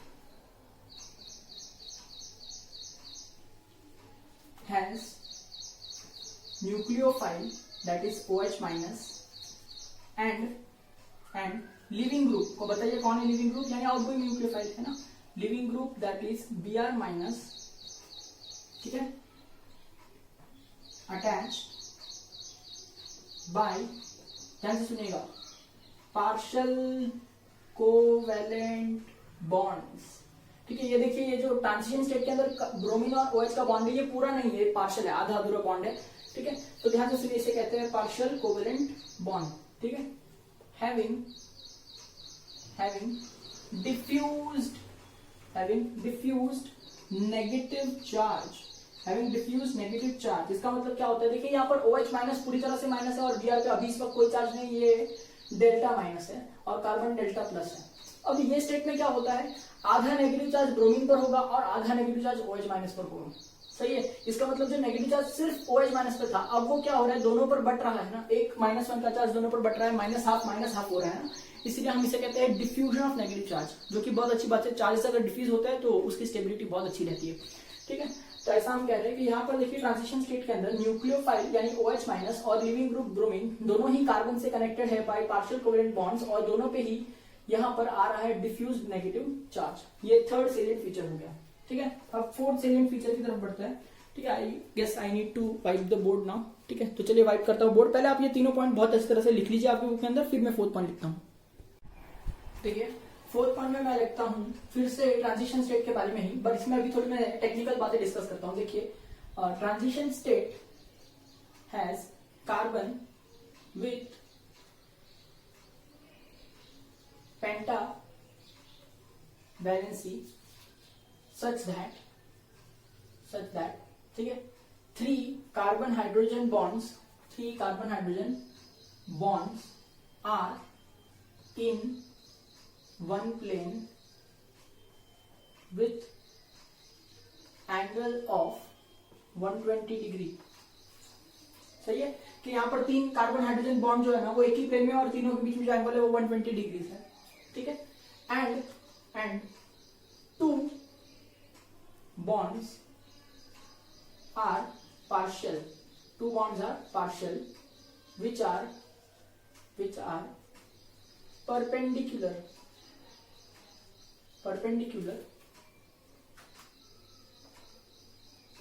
to the carbon। ठीक है, which are perpendicular to the carbon. यहाँ पर जो OH और Br का बॉन्ड है वो पार्शियल बॉन्ड है, वो परपेंडिकुलर है इस कार्बन के। अगर ये कार्बन देखिए इसका हाइड्रोजन का बॉन्ड इस तरह से है तो ये दोनों बॉन्ड जो है ना एग्जैक्टली उसके परपेंडिकुलर 90 डिग्री का एंगल बना रहा है बीच में। ठीक है, उम्मीद करता हूँ ये जो पॉइंट आपको समझ में आ रहा है। ठीक है, तो चलिए अब 5th पॉइंट की तरफ बढ़ते हैं। ठीक है, बहुत ही इंपॉर्टेंट पॉइंट है 5th वाला। तो मैं पहले पॉइंट लिखता हूँ फिर आपको सिखाने का कोशिश करता हूँ। ठीक है, क्योंकि मुझे इसमें इलस्ट्रेशन आपको सिखाना ही पड़ेगा। देखिए 5th पॉइंट क्या कहता है, SN2 mechanism if carried out in optically active substrate। ठीक है, पहले इसका मतलब बताइए कि अगर SN2 मैकेनिज्म मैंने किया किस पर, ऐसे सबस्ट्रेट पर जो ऑप्टिकली एक्टिव है, यानी ऐसे अल्काइल हैलाइड पर जो ऑप्टिकली एक्टिव है। चलिए, ऑप्टिकल एक्टिविटी क्या होती है? ये ऐसी एक्टिविटी होती है जो स्पेशल टाइप के कंपाउंड्स के अंदर होती है, और ये प्रॉपर्टी से क्या पता चलता है कि वो कंपाउंड जो है वो प्लेन ऑफ प्लेन पोलराइज्ड को या तो राइट में रोटेट करता है या तो लेफ्ट में। राइट में रोटेट करता है तो उस कंपाउंड को हम डेक्स्ट्रो रोटेटरी कहते हैं, और लेफ्ट में रोटेट करते हैं तो हम उन्हें लीवो रोटेटरी कहते हैं। ठीक है, इस प्रॉपर्टी को कहते हैं ऑप्टिकल एक्टिविटी, और जो भी कंपाउंड ये प्रॉपर्टी बताते हैं उन्हें हम कहते हैं ऑप्टिकली एक्टिव कंपाउंड। तो ये देखिए, अगर मैं कह रहा हूं कि SN2 mechanism is to be carried out in optically active substrate, इसका मतलब आपका जो कंपाउंड है वो ऑप्टिकल एक्टिविटी बताने के लायक होना चाहिए। अब कोई कंपाउंड ऑप्टिकल एक्टिविटी कब बता सकता है? जब उसके अंदर कायरलिटी होती है या फिर उसमें जब डिसिमेट्री होती है। सर, किसी कंपाउंड में कायरलिटी या डिसिमेट्री को कैसे पहचाना जाए? उसके अंदर एक स्पेशल टाइप का कार्बन होता है जो ये प्रॉपर्टी बताने के लायक होता है, उसे हम कहते हैं कायरल कार्बन। कायरल कार्बन क्या होता है? ऐसा कार्बन जिसके चारों बॉन्ड्स अलग अलग ग्रुप से बने हुए होते हैं। यही तो फंडामेंटल्स मैंने आपको लास्ट लेक्चर में सिखाई थी, जिसकी जरूरत आज यहाँ पर पड़ी हमको। ठीक है, तो देखिए यहाँ पर जो आप कार्बन देख रहे हैं ये कायरल कार्बन है या नहीं है। आप देख सकते हैं इसके साथ हाइड्रोजन हाइड्रोजन हाइड्रोजन यानी सेम ग्रुप्स अटैच्ड है। कार्बन के जब चारों ग्रुप्स अलग अलग होते हैं तब उसे हम कायरल कहते हैं, पर यहाँ पर ये कार्बन कायरल कार्बन नहीं है। जब ये कंपाउंड कायरल कार्बन है ही नहीं इसमें, तो ये ऑप्टिकल एक्टिविटी बताने के लायक है क्या? नहीं। क्या ये वाला कंपाउंड लाइट को यानी प्लेन पोलराइज्ड लाइट को पीपीएल को लेफ्ट या राइट में रोटेट करने के लायक है क्या? नहीं। क्या ये कोई भी ऑप्टिकल एक्टिविटी बता सकता है? नहीं। तो क्या ये ऑप्टिकली एक्टिव कंपाउंड है? नहीं। ये क्या है? Optically inactive compound. ठीक है, तो ऑप्टिकली इनएक्टिव कंपाउंड है तो मेरे को कोई फर्क नहीं पड़ता रिएक्शन में। ये पॉइंट क्या कहना चाहता है कि अगर ऐसा रिएक्शन यानी बैक साइड अटैक वाला reaction SN2 mechanism, one step mechanism, अगर मैंने किसी ऑप्टिकली एक्टिव कंपाउंड में किया होता तो आगे का पॉइंट अभी लिखूंगा मैं।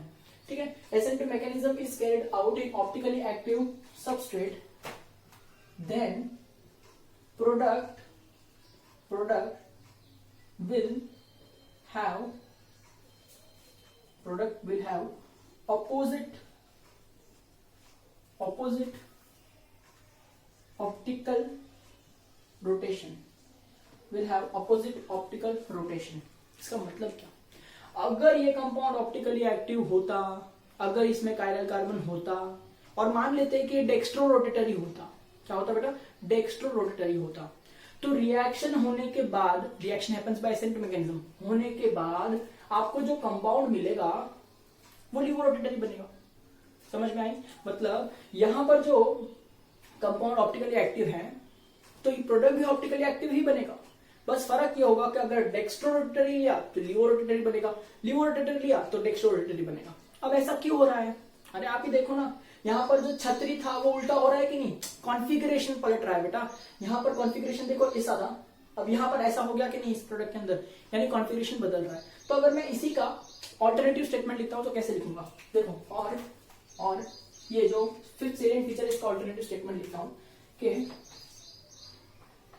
और ये स्टेटमेंट बहुत जरूरी है। ठीक है, ध्यान से सुनिएगा। उसे हम कहते हैं SN2 मैकेनिज्म है ना, इसमें होता है SN2 mechanism has Walden inversion, ठीक है। इसका मतलब क्या होता है? That is the configuration of substrate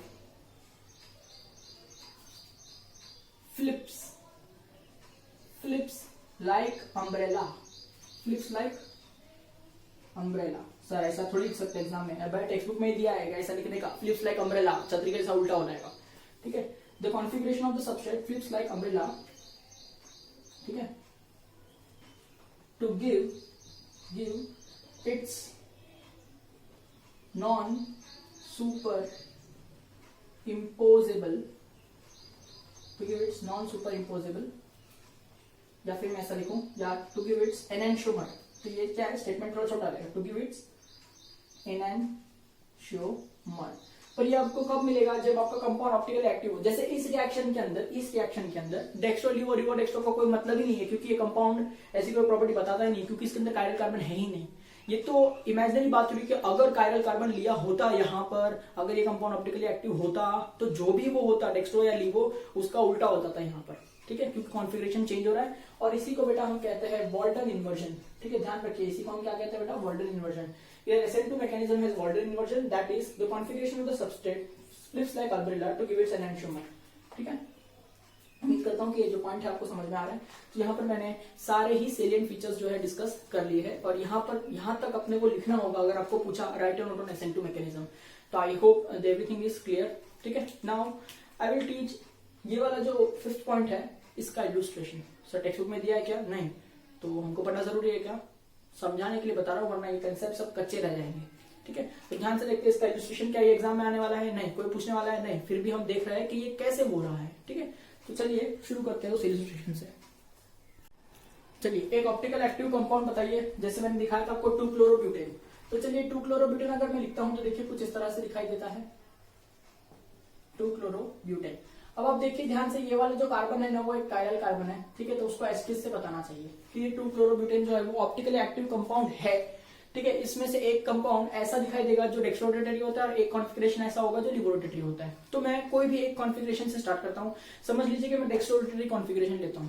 sir हम देख के बता सकते हैं क्या कंपाउंड डेक्स्ट्रो या लिबो है? नहीं, देख के नहीं बता सकते डेक्स्ट्रो या लिबो है, ठीक है। अभी मैं एक स्ट्रक्चर बनाऊंगा और बोल दूंगा कि ये डेक्स्ट्रो है, ठीक है। और उसका उल्टा अगर मैं बनाऊंगा, यानी उसका एनेंशियोमर बनाऊंगा, यानी non super imposable mirror image बनाऊंगा, तो वो क्या होगा? लिबो होगा। पर मुझे देख के नहीं मालूम पड़ेगा कि ये डेक्स्ट्रो है।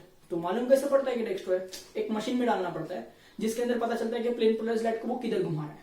समझ में आया? और वो मशीन का नाम क्या है? पोलारीमीटर। सुनो ध्यान से, मशीन का नाम क्या है? पोलारीमीटर।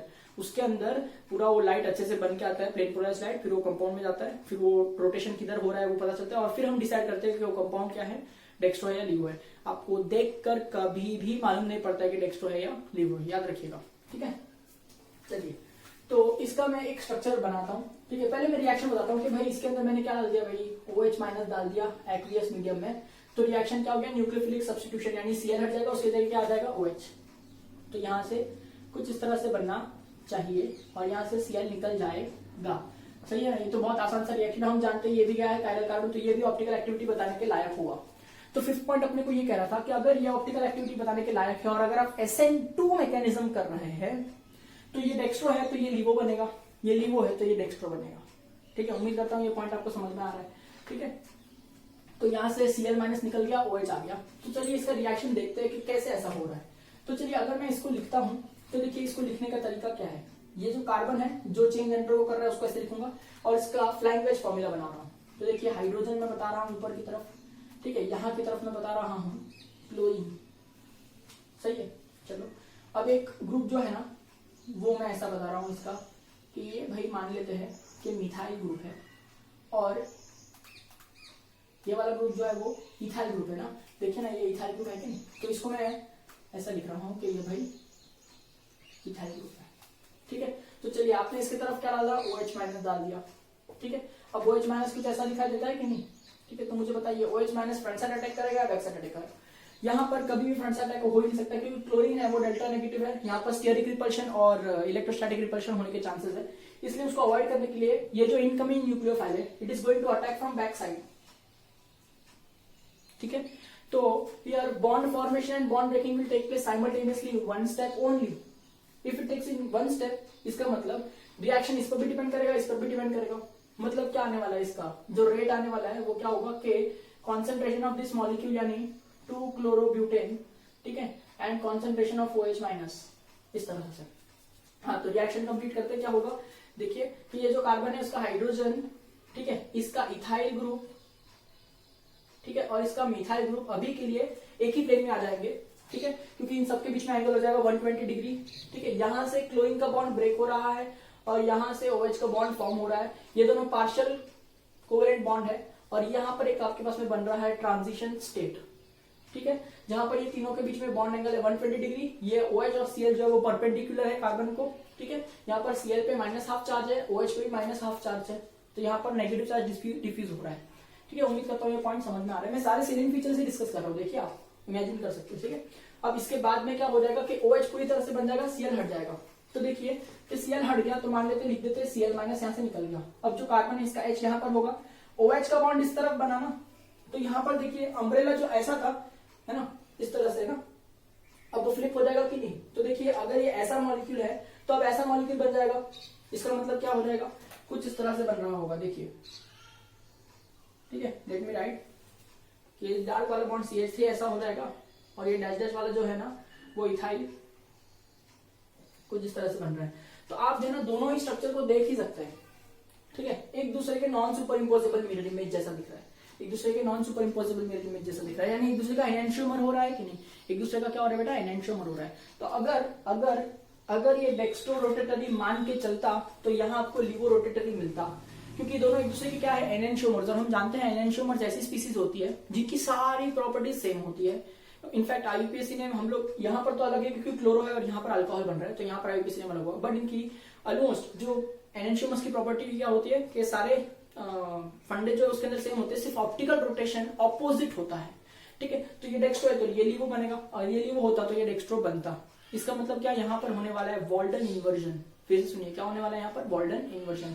अगर यही अटैक फ्रंट साइड से होता, अज्यूम करो कि यही अटैक फ्रंट साइड, पर सर फ्रंट साइड से कैसे होगा, रिपल्शन हो, मुझे पता है, मैं अज्यूम करने के लिए बोल रहा हूं कि अगर फ्रंट साइड से अटैक होता, करेक्ट, तो क्या ऐसा इन्वर्जन होता था कॉन्फ़िगरेशन का, नहीं। यहां से क्लोरीन निकल गया तो यही अटैच हो जाएगा ना, यानी कॉन्फ़िगरेशन का इन्वर्जन नहीं होता था अगर फ्रंट साइड अटैक होता था तो, ठीक है। बट यहाँ पर ऐसा कुछ है ही नहीं, 100% अटैक बैक साइड से ही होने वाला है, इसलिए पूरा कॉन्फ़िगरेशन इन्वर्ट हो रहा है, ठीक है। ये जो पॉइंट हमने डिस्कस किया, B2-chlorobutain ये ऑप्टिकल एक्टिव था इसलिए ऐसा पॉइंट डिस्कस किया।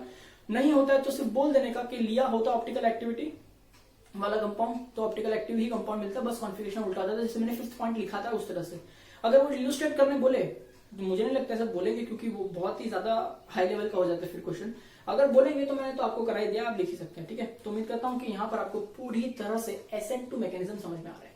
फिर से क्विक रिवीजन, SN2 का मतलब क्या था, सेकेंड ऑर्डर। सेकेंड ऑर्डर मतलब पूरा रिएक्शन का रेट दो मॉलिक्यूल्स पर डिपेंड करेगा।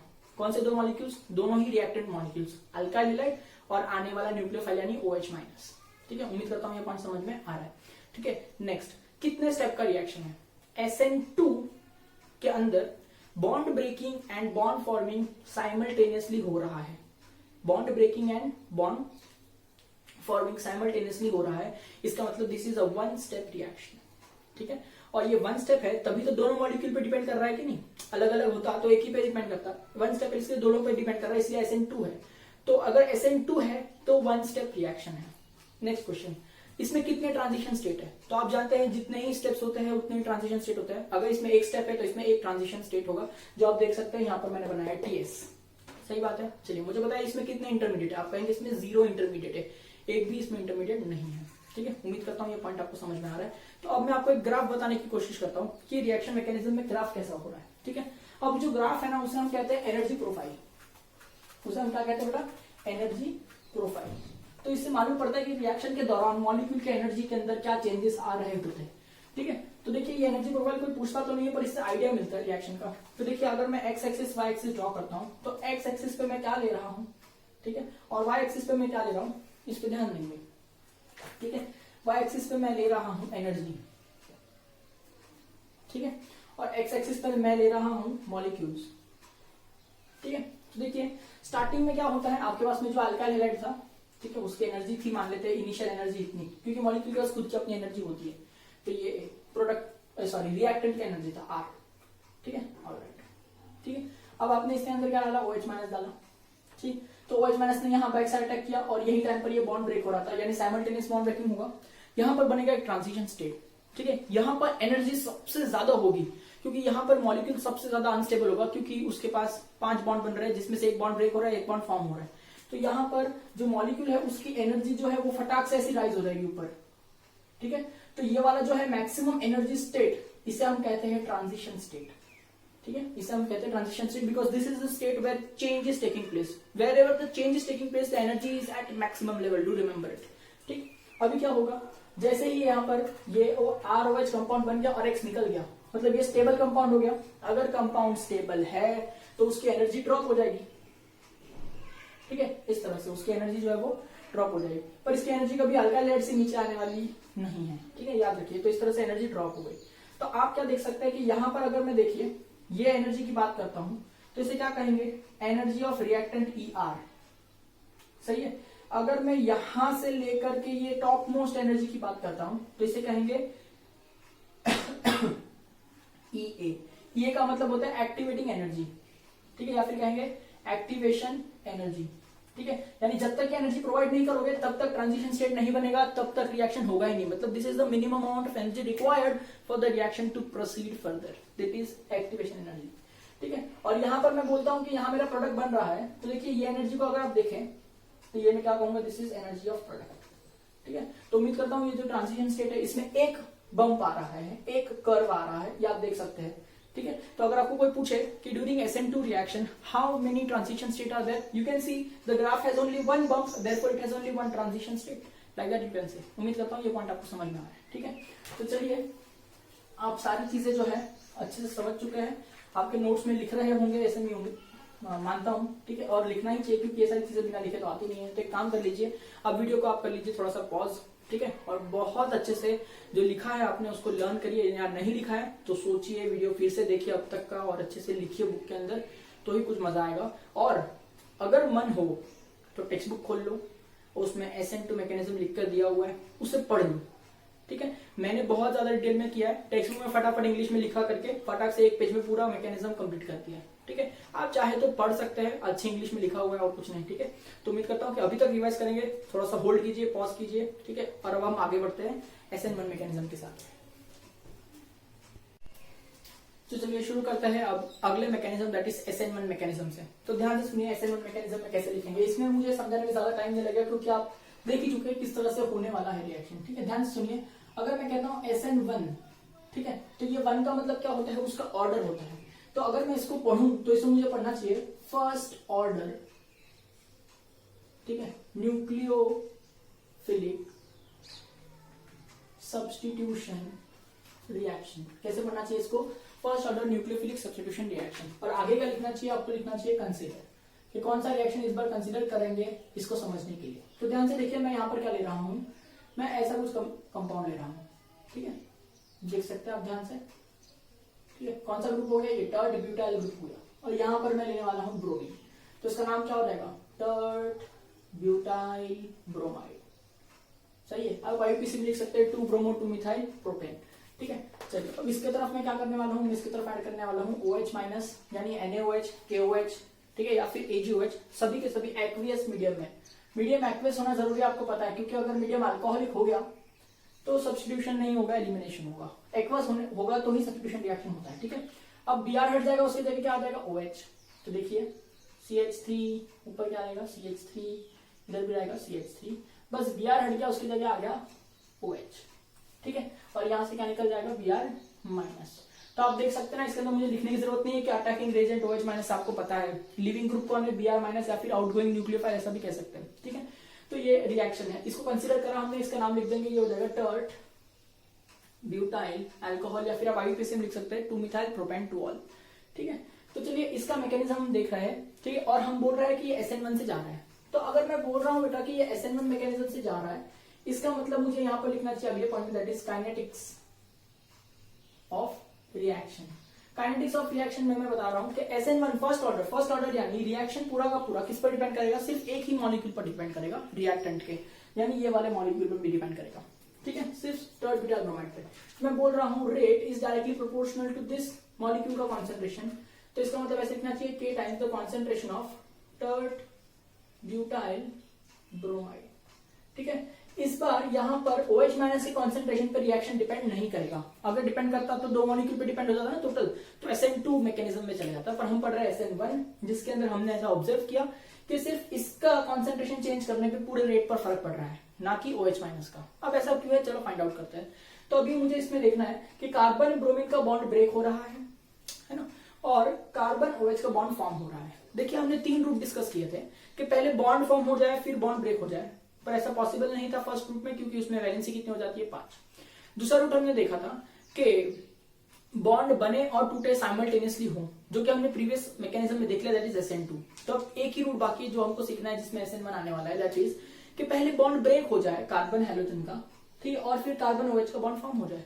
तो चलिए इसका मैकेनिज्म हम लिखते हैं। तो देखिए अगर मैं लिखता हूं इसका मैकेनिज्म और समझते हैं इसको, तो ध्यान से सुनिएगा, बहुत इंपॉर्टेंट है। इसका स्ट्रक्चर मैं ड्रॉ करता हूं वेज डैश फॉर्मूला में, या फ्लाइंग वेज फॉर्मूला हम इसे कहते हैं। तो देखिएगा इस तरह से कुछ दिखेगा, यहाँ पर इस वक्त ऊपर मिथाइल ग्रुप है, ठीक है, यहाँ पर जो है वो ब्रोमीन है, ठीक है, इसका ये वाला जो ग्रुप है वेज वाला ग्रुप, उस पर मिथाइल ग्रुप है, और इसका जो डैश वाला ग्रुप होगा ना उस पर भी मिथाइल ग्रुप है, सही है। तो चलिए जरा मैं ब्रोमीन को अलग कलर से लिख लेता हूं, क्योंकि आउटगोइंग न्यूक्लियोफाइल है, तो Br माइनस डेल्टा ऐसा लिख देता हूं, और कार्बन डेल्टा प्लस हो जाएगा, सही बात। चलिए अब मैंने एज यूजुअल इसमें क्या ऐड करना है बताइए, अटैकिंग न्यूक्लियोफाइल, जो कि कौन है अपना अटैकिंग न्यूक्लियोफाइल। मैं कहूंगा अटैकिंग न्यूक्लियोफाइल तो OH माइनस है, तो आपने ऐड कर दिया OH माइनस। इसके अंदर इसके पास यूं इलेक्ट्रॉन्स होते हैं, ठीक है, तो ये अपने इलेक्ट्रॉन्स यहाँ पर डोनेट करेगा कार्बन की, ठीक है। अब देखिए simultaneous bond forming and breaking तो नहीं होने वाला है, पहले बॉन्ड ब्रेकिंग होगा फिर बॉन्ड फॉर्मिंग होगा, ठीक है।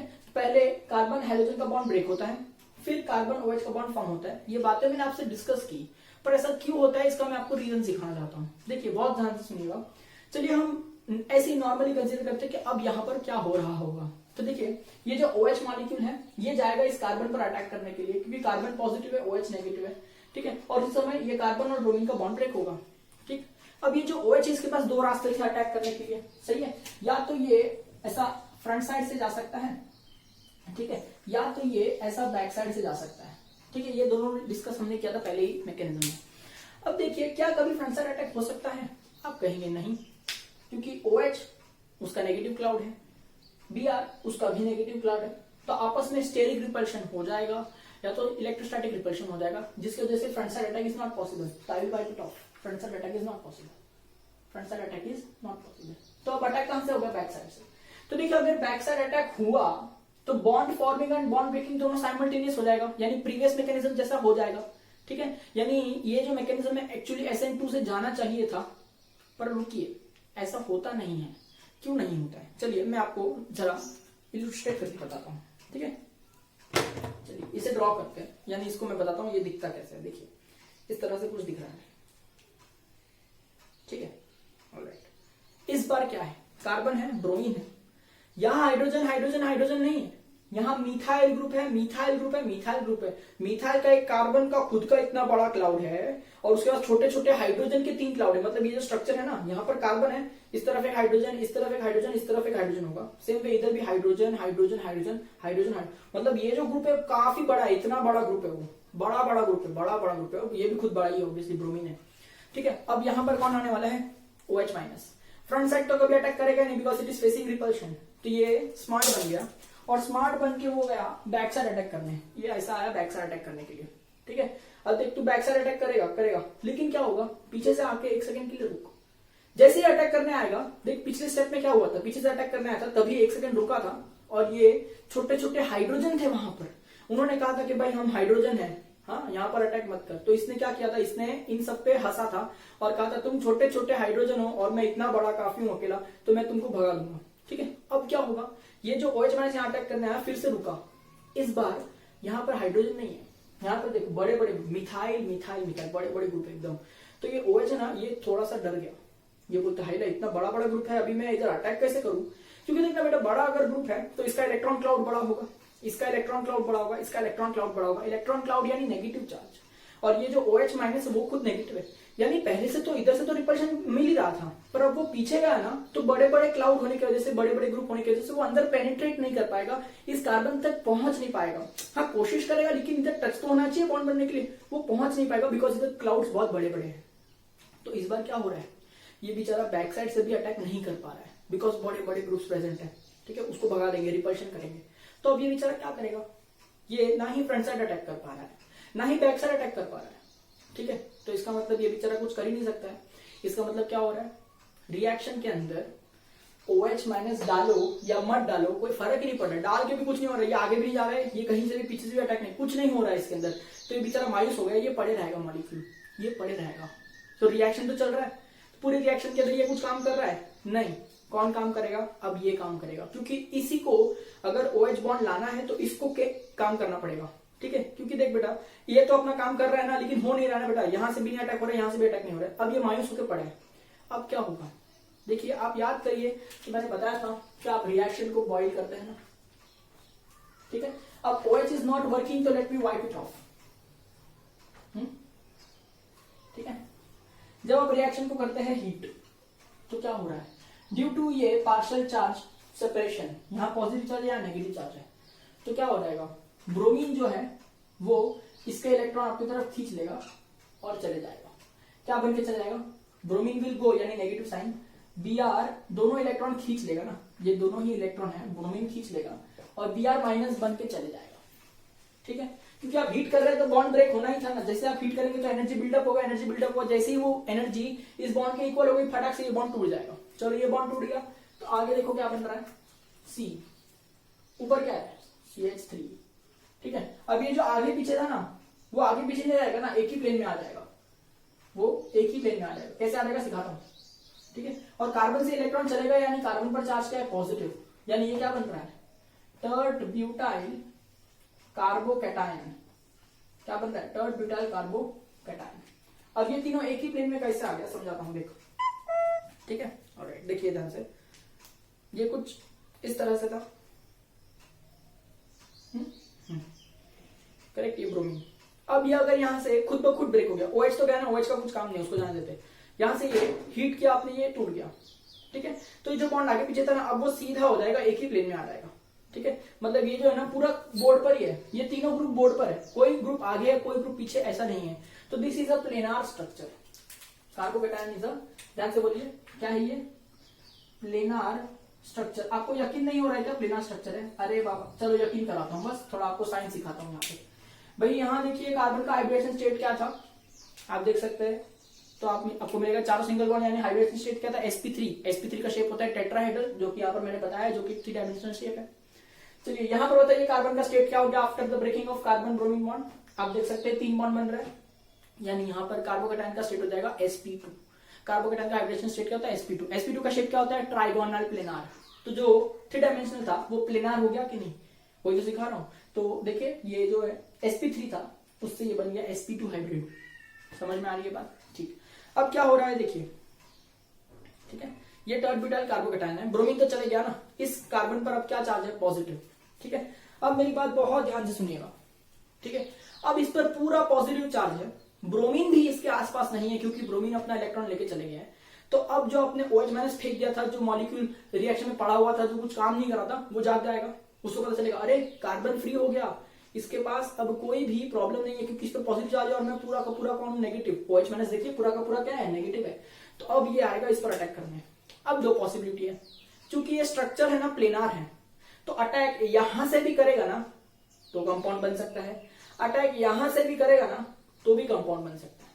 मतलब अब क्या होगा, अब फ्रंट साइड अटैक, क्यों फ्रंट साइड बोल रहा हूं, क्योंकि यहां पर पहले क्लोरीन था, उसी की साइड से अटैक हो रहा है, सेम साइड, जहां पर लीविंग ग्रुप था ना वहीं सेम साइड से अटैक हो रहा है, तो इसे मैं कहूंगा फ्रंट साइड अटैक। या फिर अगर ये पीछे से आया तो इसे मैं कहूंगा बैक साइड अटैक। मतलब at this stage after the formation of carbocation, now front side attack is also possible and back side attack is also possible, ठीक है। फर्स्ट स्टेप में कभी भी ऐसा होता नहीं है, ठीक है, फर्स्ट स्टेप में सिर्फ और सिर्फ कौन सा स्टेप पॉसिबल था कि ये बॉन्ड ब्रेक हो, क्योंकि ना ही फ्रंट साइड हो रहा था अटैक, ना ही बैक साइड पॉसिबल था because of the tert butyl यानी बल्की ग्रुप्स। ठीक है, दैट इज वाई इसको होल्ड ऑन करना पड़ा। ठीक है, तब तक वेट करना पड़ा जब तक कार्बन हाइड्रोजन का बॉन्ड खुद ब खुद ब्रेक नहीं हो जाता, बिकॉज आप हीट कर रहे हैं, एनर्जी बिल्डअप हो रहा है। एक बार ये बॉन्ड ब्रेक हो गया तो ये स्ट्रक्चर जो है प्लेनार बन गया। प्लेनार बन गया तो यहां से भी अटैक कर सकता है, यहां से भी अटैक कर सकता है। अब ध्यान से सुनिए, ठीक है, यहां देखिए मैं बताता हूं। अब यहां से दो चीजें पॉसिबल है। ठीक है,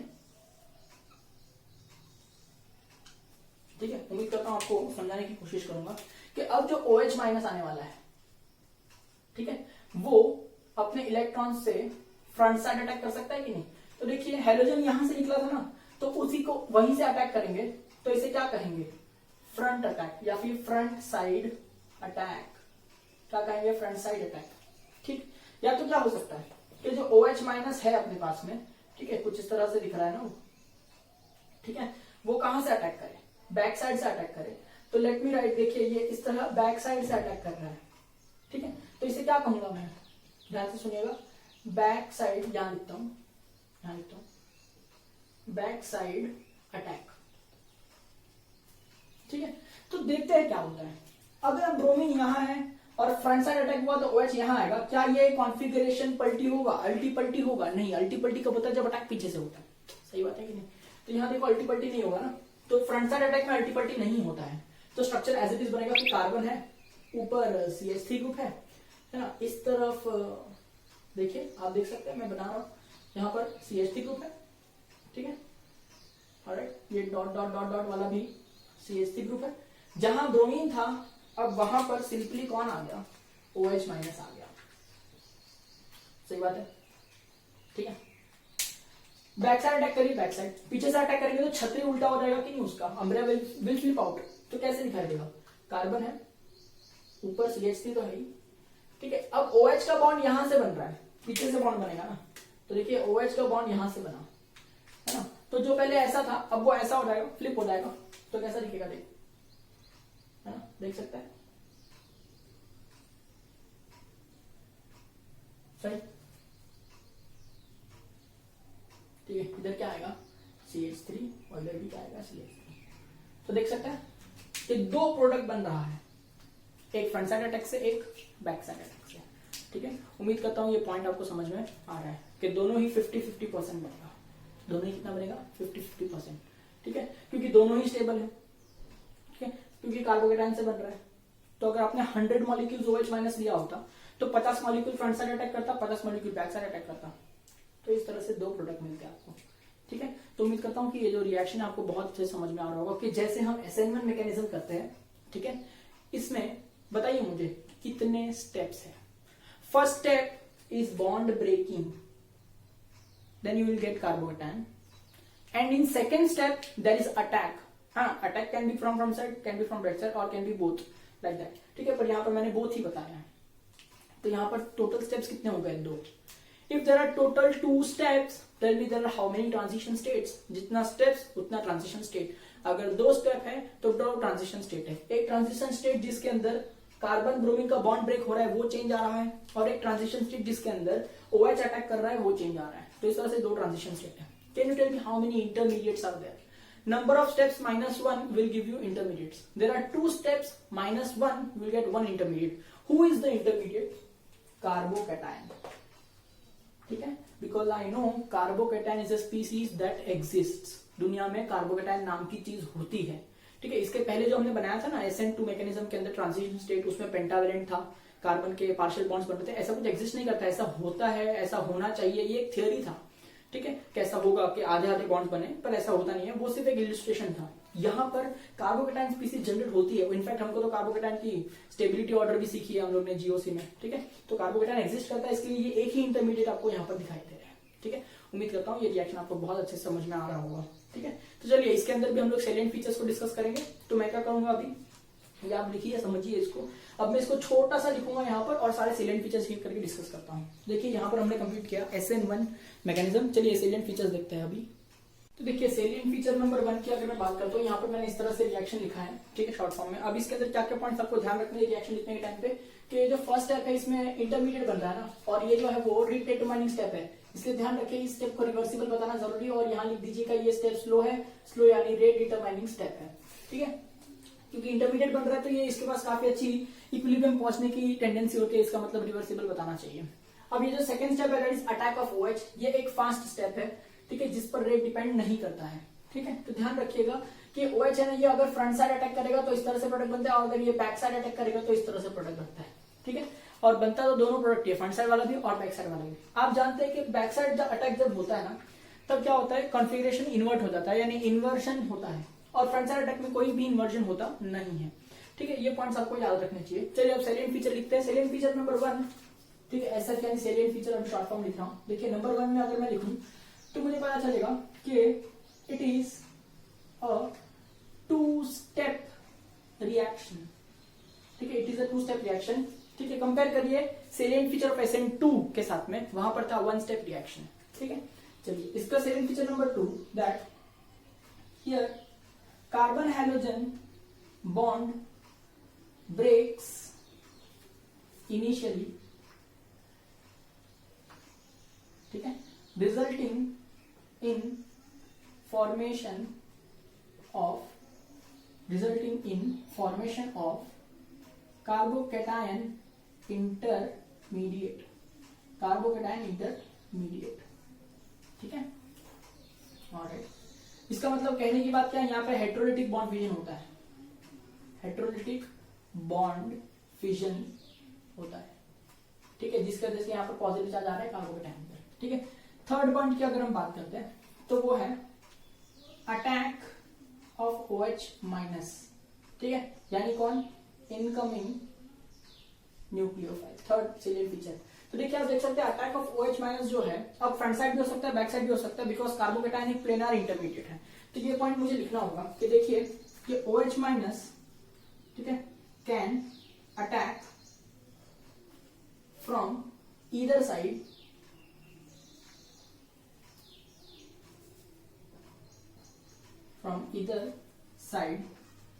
since carbocation intermediate is planar in geometry, ठीक है, is planar in geometry, alright. चलिए नंबर 4 सैलिएंट फीचर के बारे में बात करते हैं, ठीक है। देखिए अब यहां पर क्या ये कंपाउंड ऑप्टिकली एक्टिव है, तो आप कहेंगे ऑप्टिकली एक्टिव होने के लिए उसके पास कायरल कार्बन होना चाहिए। यहाँ पर ये जो कार्बन है उसके पास 3 मिथाइल ग्रुप यानी सिमिलर ग्रुप्स अटैच्ड है, यानी सेम ग्रुप्स अटैच्ड है यहाँ पर, इसका मतलब ये कार्बन कायरल नहीं हो सकता। ऑप्टिकल एक्टिविटी ऐसी प्रॉपर्टी जिसके अंदर प्लेन पोलराइज्ड लाइट को लेफ्ट या राइट में टर्न करता है एक मॉलिक्यूल, और उस मॉलिक्यूल के पास में होता है कायरल कार्बन एटम, ठीक है। तो यहाँ पर ये molecule is not capable of showing optical activity, therefore it is optically inactive compound, ठीक है। Therefore you are getting both the compounds as optically inactive, alright. But suppose if we take optically active compound here, ठीक है, suppose यहां पर मैंने optically active compound लिया होता, मान लेते हैं कि डेक्स्ट्रो रोटेटरी कंपाउंड लिया होता, यानी ऐसा जो प्लेन पोलराइज्ड को राइट में टर्न कर रहा है, तो देखिए सबसे पहले वो कार्बोकेटाइन में कन्वर्ट होता और फिर OH का अटैक होता। तो OH का अटैक फ्रंट साइड भी होता और बैक साइड भी होता, ठीक है। तो फ्रंट साइड से अटैक होता तो ऐसा स्ट्रक्चर बनता, और बैक साइड से अटैक होता तो ऐसा स्ट्रक्चर बनता, है ना। तो आप देख ही सकते हैं कि फ्रंट साइड होने पे कॉन्फ़िगरेशन चेंज नहीं होती है, मतलब अगर डेक्स्ट्रो रोटेटरी कंपाउंड होता तो डेक्स्ट्रो रोटेटरी कंपाउंड ही बनता, कॉन्फ़िगरेशन चेंज नहीं होती, समझे। पर जब अटैक बैक साइड से होता है छतरी पलट जाती है, जो हमने पिछले भी मैकेनिज्म में देखा कि यहाँ पर जैसे ही बैक साइड अटैक होगा तो जो दूसरा कंपाउंड बन रहा है उसके अंदर कॉन्फ़िगरेशन इन्वर्ट हो रहा है, आप देख ही सकते हैं यार, come on this is visible, ठीक है, कॉन्फ़िगरेशन इन्वर्ट होता है। इसका मतलब डेक्स्ट्रो रोटेटरी कंपाउंड लिया होता तो लिवो रोटेटरी कंपाउंड मिलता, लियो लिया होता तो डेक्स्ट्रो मिलता, समझ में आ रही है बात। इसका मतलब हो क्या रहा है, मान लेते हैं ये जो कंपाउंड है अपना डेक्स्ट्रो रोटेटरी है और ये जा रहा है SN1 मैकेनिज्म। SN1 मैकेनिज्म में ये कंपाउंड पहले कार्बोकेटाइन बनता है और फिर कार्बोकेटाइन पर 2 अटैक होता है, एक फ्रंट साइड एक बैक साइड। फ्रंट साइड की वजह से सेम कॉन्फ़िगरेशन मिलता है, बैक साइड की वजह से इन्वर्टेड कॉन्फ़िगरेशन मिलता है।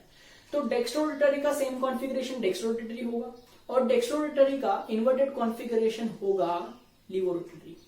इसका मतलब प्रोडक्ट में क्या मिल रहा है, डेक्स्ट्रो रोटेटरी भी मिल रहा है, लिवो रोटेटरी भी मिल रहा है।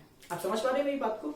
कि अगर आप डेक्स्ट्रोरोटरी कंपाउंड लेंगे और वो SN1 मैकेनिज्म से जाएगा तो उसमें दो कंपाउंड्स बनते हैं, एक सेम कॉन्फ़िगरेशन, एक ऑपोजिट कॉन्फ़िगरेशन। तो एक डेक्स्ट्रो बनेगा और लीवो। इसका मतलब जो प्रोडक्ट है उसमें आधे मॉलिक्यूल्स ऐसे होंगे जो लाइट को राइट में टर्न करते हैं और आधे मॉलिक्यूल्स ऐसे होंगे जो लाइट को लेफ्ट में टर्न करते हैं।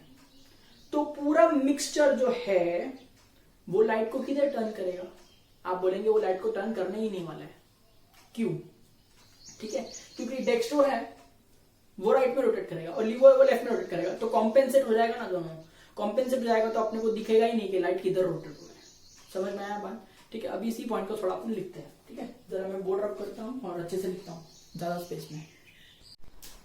चलिए फोर्थ पॉइंट देखिए, मैंने लिखा है कि if optically active substrate is taken then the product will be a racemic mixture. Now what is a racemic mixture? ध्यान से सुनिए, रेसिमिक मिक्सचर क्या होता है? It is mixture of both enantiomers. It is mixture of both the enantiomers, मतलब dextro और लीवो दोनों को आपने मिक्स कर दिया ना, तो वो क्या बनेगा? Racemic mixture.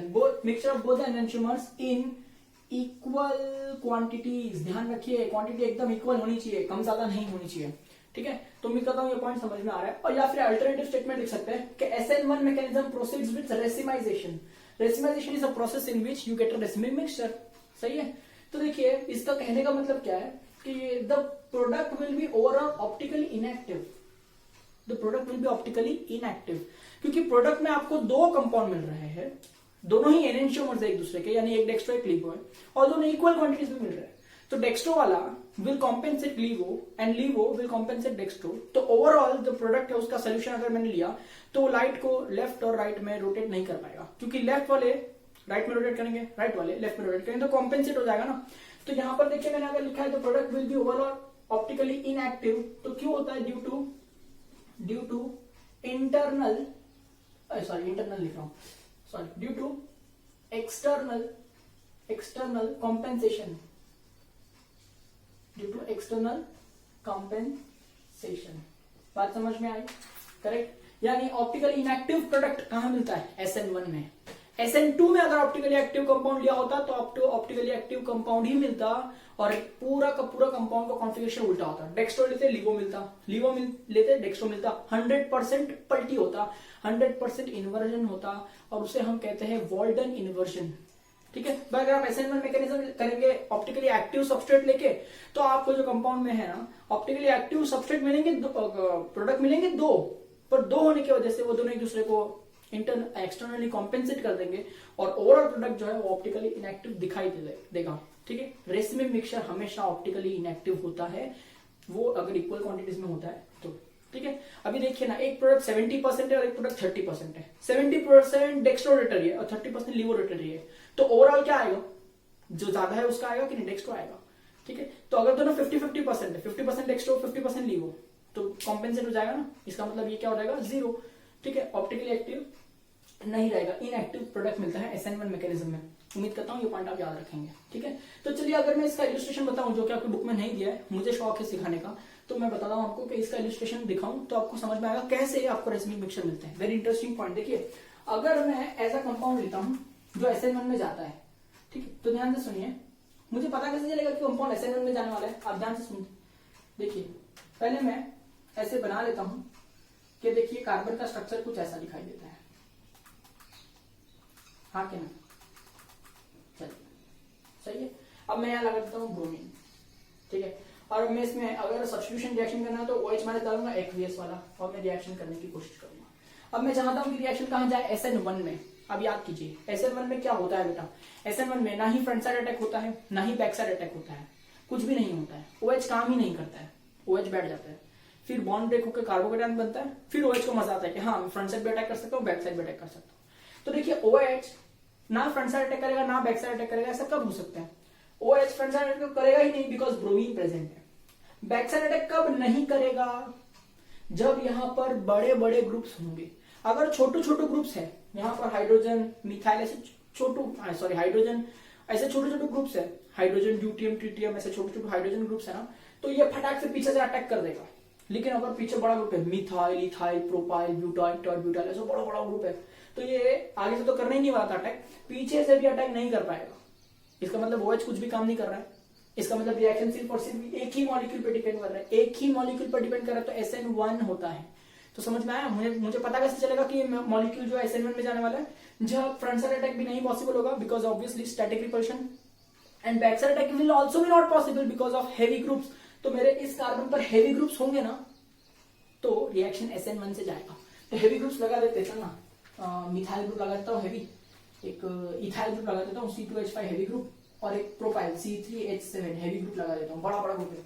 ठीक, तो अभी देखो क्या होगा, अब OH काम नहीं करेगा, OH काम नहीं करेगा, पूरा रिएक्शन जो है उसका रेट किस पर डिपेंड करेगा, खाली इस पर डिपेंड करेगा। मैं लिख नहीं रहा हूँ, आप समझ सकते हैं। ठीक है, तो क्या होगा, आप इसको बॉइल कर रहे होते हैं ना, तो रिवर्सिबल स्टेप होता है और ये एक स्लो स्टेप होता है। ठीक है, क्या हो जाएगा, यहाँ पर ये ब्रोमीन अपने इलेक्ट्रॉन लेकर के चले जाएगा। ठीक, तो यहाँ क्या बनेगा, कार्बन है, ठीक है, मिथाइल, यहाँ का इथाइल और यहाँ का प्रोपाइल, तीनों एक ही लाइन में आ गया। क्यों तीनों एक ही लाइन में आ गया, क्योंकि ये कार्बोकेटायन बन गया, और कार्बोकेटायन का ज्योमेट्री प्लेनार होता है, तो sp3 से sp2 बन गया, 3 डायमेंशनल से 2 डायमेंशनल बन गया। ठीक, तो ये बन गया कार्बोकेटायन इंटरमीडिएट। सही बात है। चलो अब क्या होगा, अब दो चीजें होगी, अब इस पर अटैक करना आएगा OH-। अब ये ससुरा फ्रंट साइड से भी अटैक कर सकता है, बैक साइड से भी अटैक कर सकता है। तो चलिए फ्रंट साइड अटैक देखते हैं। यहां पर अटैक करेगा तो कॉन्फ़िगरेशन चेंज होगा क्या? फ्रंट साइड अटैक में कॉन्फ़िगरेशन चेंज नहीं होता है, जहां से बॉन्ड टूट रहा है वहीं से बन रहा है, तो कॉन्फ़िगरेशन थोड़ी चेंज होगा। तो देखिए कार्बन है, ऊपर क्या रहेगा, CH3 रहेगा, यहाँ Br की जगह आप OH आ जाएगा अटैक करके। ठीक है, ये मॉलिक्यूल देखिए आप, यहाँ पर क्या मिल रहा है, C3H7। ठीक है, इधर पीछे वाले बॉन्ड पे क्या मिल रहा है, C2H5। सही बात चल रही है? जी हाँ। चलिए अब देखते हैं बैक साइड अटैक। उम्मीद करता हूँ भाई ये रिएक्शन आपको दिख रहा हो बोर्ड पे। ठीक है, दिख रहा है, हाँ, बैक साइड अटैक दिखता है। बैक साइड अटैक करेंगे तो क्या होगा, पीछे से अटैक करेगा तो छतरी पलट जाएगा, बैक साइड अटैक करेगा ना तो इन्वर्जन होता है। तो चलिए बैक साइड अटैक करके देखते हैं कि देखिए ये कार्बन हो जाएगा, ऊपर क्या रहेगा, CH3 रहेगा, इसमें देखिए ना बैक साइड अटैक। तो अभी OH यहां से बनेगा, तो ये जो अभी तुमको ऐसा दिख रहा है वो ऐसा पलट जाएगा कि नहीं, पलट जाएगा तो ऐसा दिखेगा। देख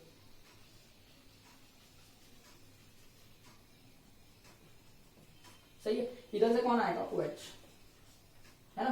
तो ये डार्क वाले बॉन्ड पे कौन था, C3H7 था, और ये पीछे वाले बॉन्ड पे कौन था, C2H5 था।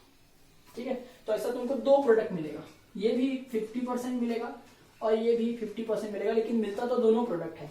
अब तुम ध्यान से देख करके मेरे को बताओ, मान लो ये कंपाउंड डेक्स्ट्रोरोटेटरी है, मान लेना ऑप्टिकली एक्टिव है ना, क्योंकि ये कायरल कार्बन है भाई, चारों ग्रुप अलग है तो कायरल कार्बन है, तो ऑप्टिकली एक्टिव कंपाउंड लिया है। मान लेते हैं कि डेक्स्ट्रो है। सर आपको कैसे मालूम पर डेक्स्ट्रो है? मैंने इसको उठा के एक मशीन में डाला, मशीन ने मेरे को बताया कि इसका रोटेशन कौन सी तरफ है, राइट हैंड साइड की तरफ है। वो मशीन का नाम क्या है, पोलरिमीटर। समझ में आया? इसको देख के नहीं कोई बोल सकता कि डेक्स्ट्रो है कि लिवो है। मैंने मशीन में डाला और पहचाना कि ये क्या है, डेक्स्ट्रो है। ठीक, अभी मैंने रिएक्शन किया ना, उसके बाद में ये कंपाउंड मिला और ये भी कंपाउंड मिला। ठीक, तो ये देख फ्रंट साइड अटैक से आया, अगर ये डेक्स्ट्रो है और फ्रंट साइड अटैक से आया, फ्रंट साइड अटैक के अंदर क्या होता है, इन्वर्जन नहीं होता है, सेम कॉन्फ़िगरेशन मिलता है, सेम कॉन्फ़िगरेशन। डेक्स्ट्रो है तो डेक्स्ट्रो रोटेटरी मिला, सही। और बैक साइड अटैक करेगा तो देखना पलटी हो गया ना, पलटी हो गया, तो इधर क्या होता है, बैक साइड अटैक में इन्वर्जन होता है, इन्वर्जन होता है तो क्या मिलेगा, यहाँ पर L मिलेगा, ये D है तो इसका इन्वर्टेड प्रोडक्ट यानी L मिलेगा। अब 50% ऐसा प्रोडक्ट है जो राइट में रोटेट कर रहा है, 50% ऐसा प्रोडक्ट है जो लेफ्ट में रोटेट कर रहा है। अब तू इन दोनों को देख, दोनों सेम है, दोनों का IUPAC नेम भी सेम है, दोनों सेम ही दिख रहे हैं, फर्क क्या है। ठीक है, कि ये अगर ऐसा कंपाउंड है, ये ऐसा है, देख OH, इसको OH मान, ठीक है, अगर ये ऐसा कंपाउंड है तो यह वाला कंपाउंड कैसा है, ऐसा है, मतलब दोनों एक दूसरे का क्या है, non superimposable mirror image है। अरे भाई इसको उठा के इस पे रखेगा तो दोनों एक दूसरे पे मैच थोड़ी ना होगा। तो these are two non superimposable mirror images of each other which are called as enantiomers, है ना। एनेंटियोमर्स की प्रॉपर्टी क्या होती है, उनका सब कुछ सेम होता है, every property same, the only different property is optical rotation. If this is dextro, this is going to be levo, and if this is levo, this is going to be dextro, like that. ठीक है, इनका magnitude of rotation भी same होता है। मान लेते हैं कि डेक्स्ट्रो रोटेटरी 22 डिग्री से, तो ये क्या होगा, लिवो रोटेटरी 22 डिग्री से ही होता। समझ में आ रहा है? तभी तो कॉम्पेंसेट होगा।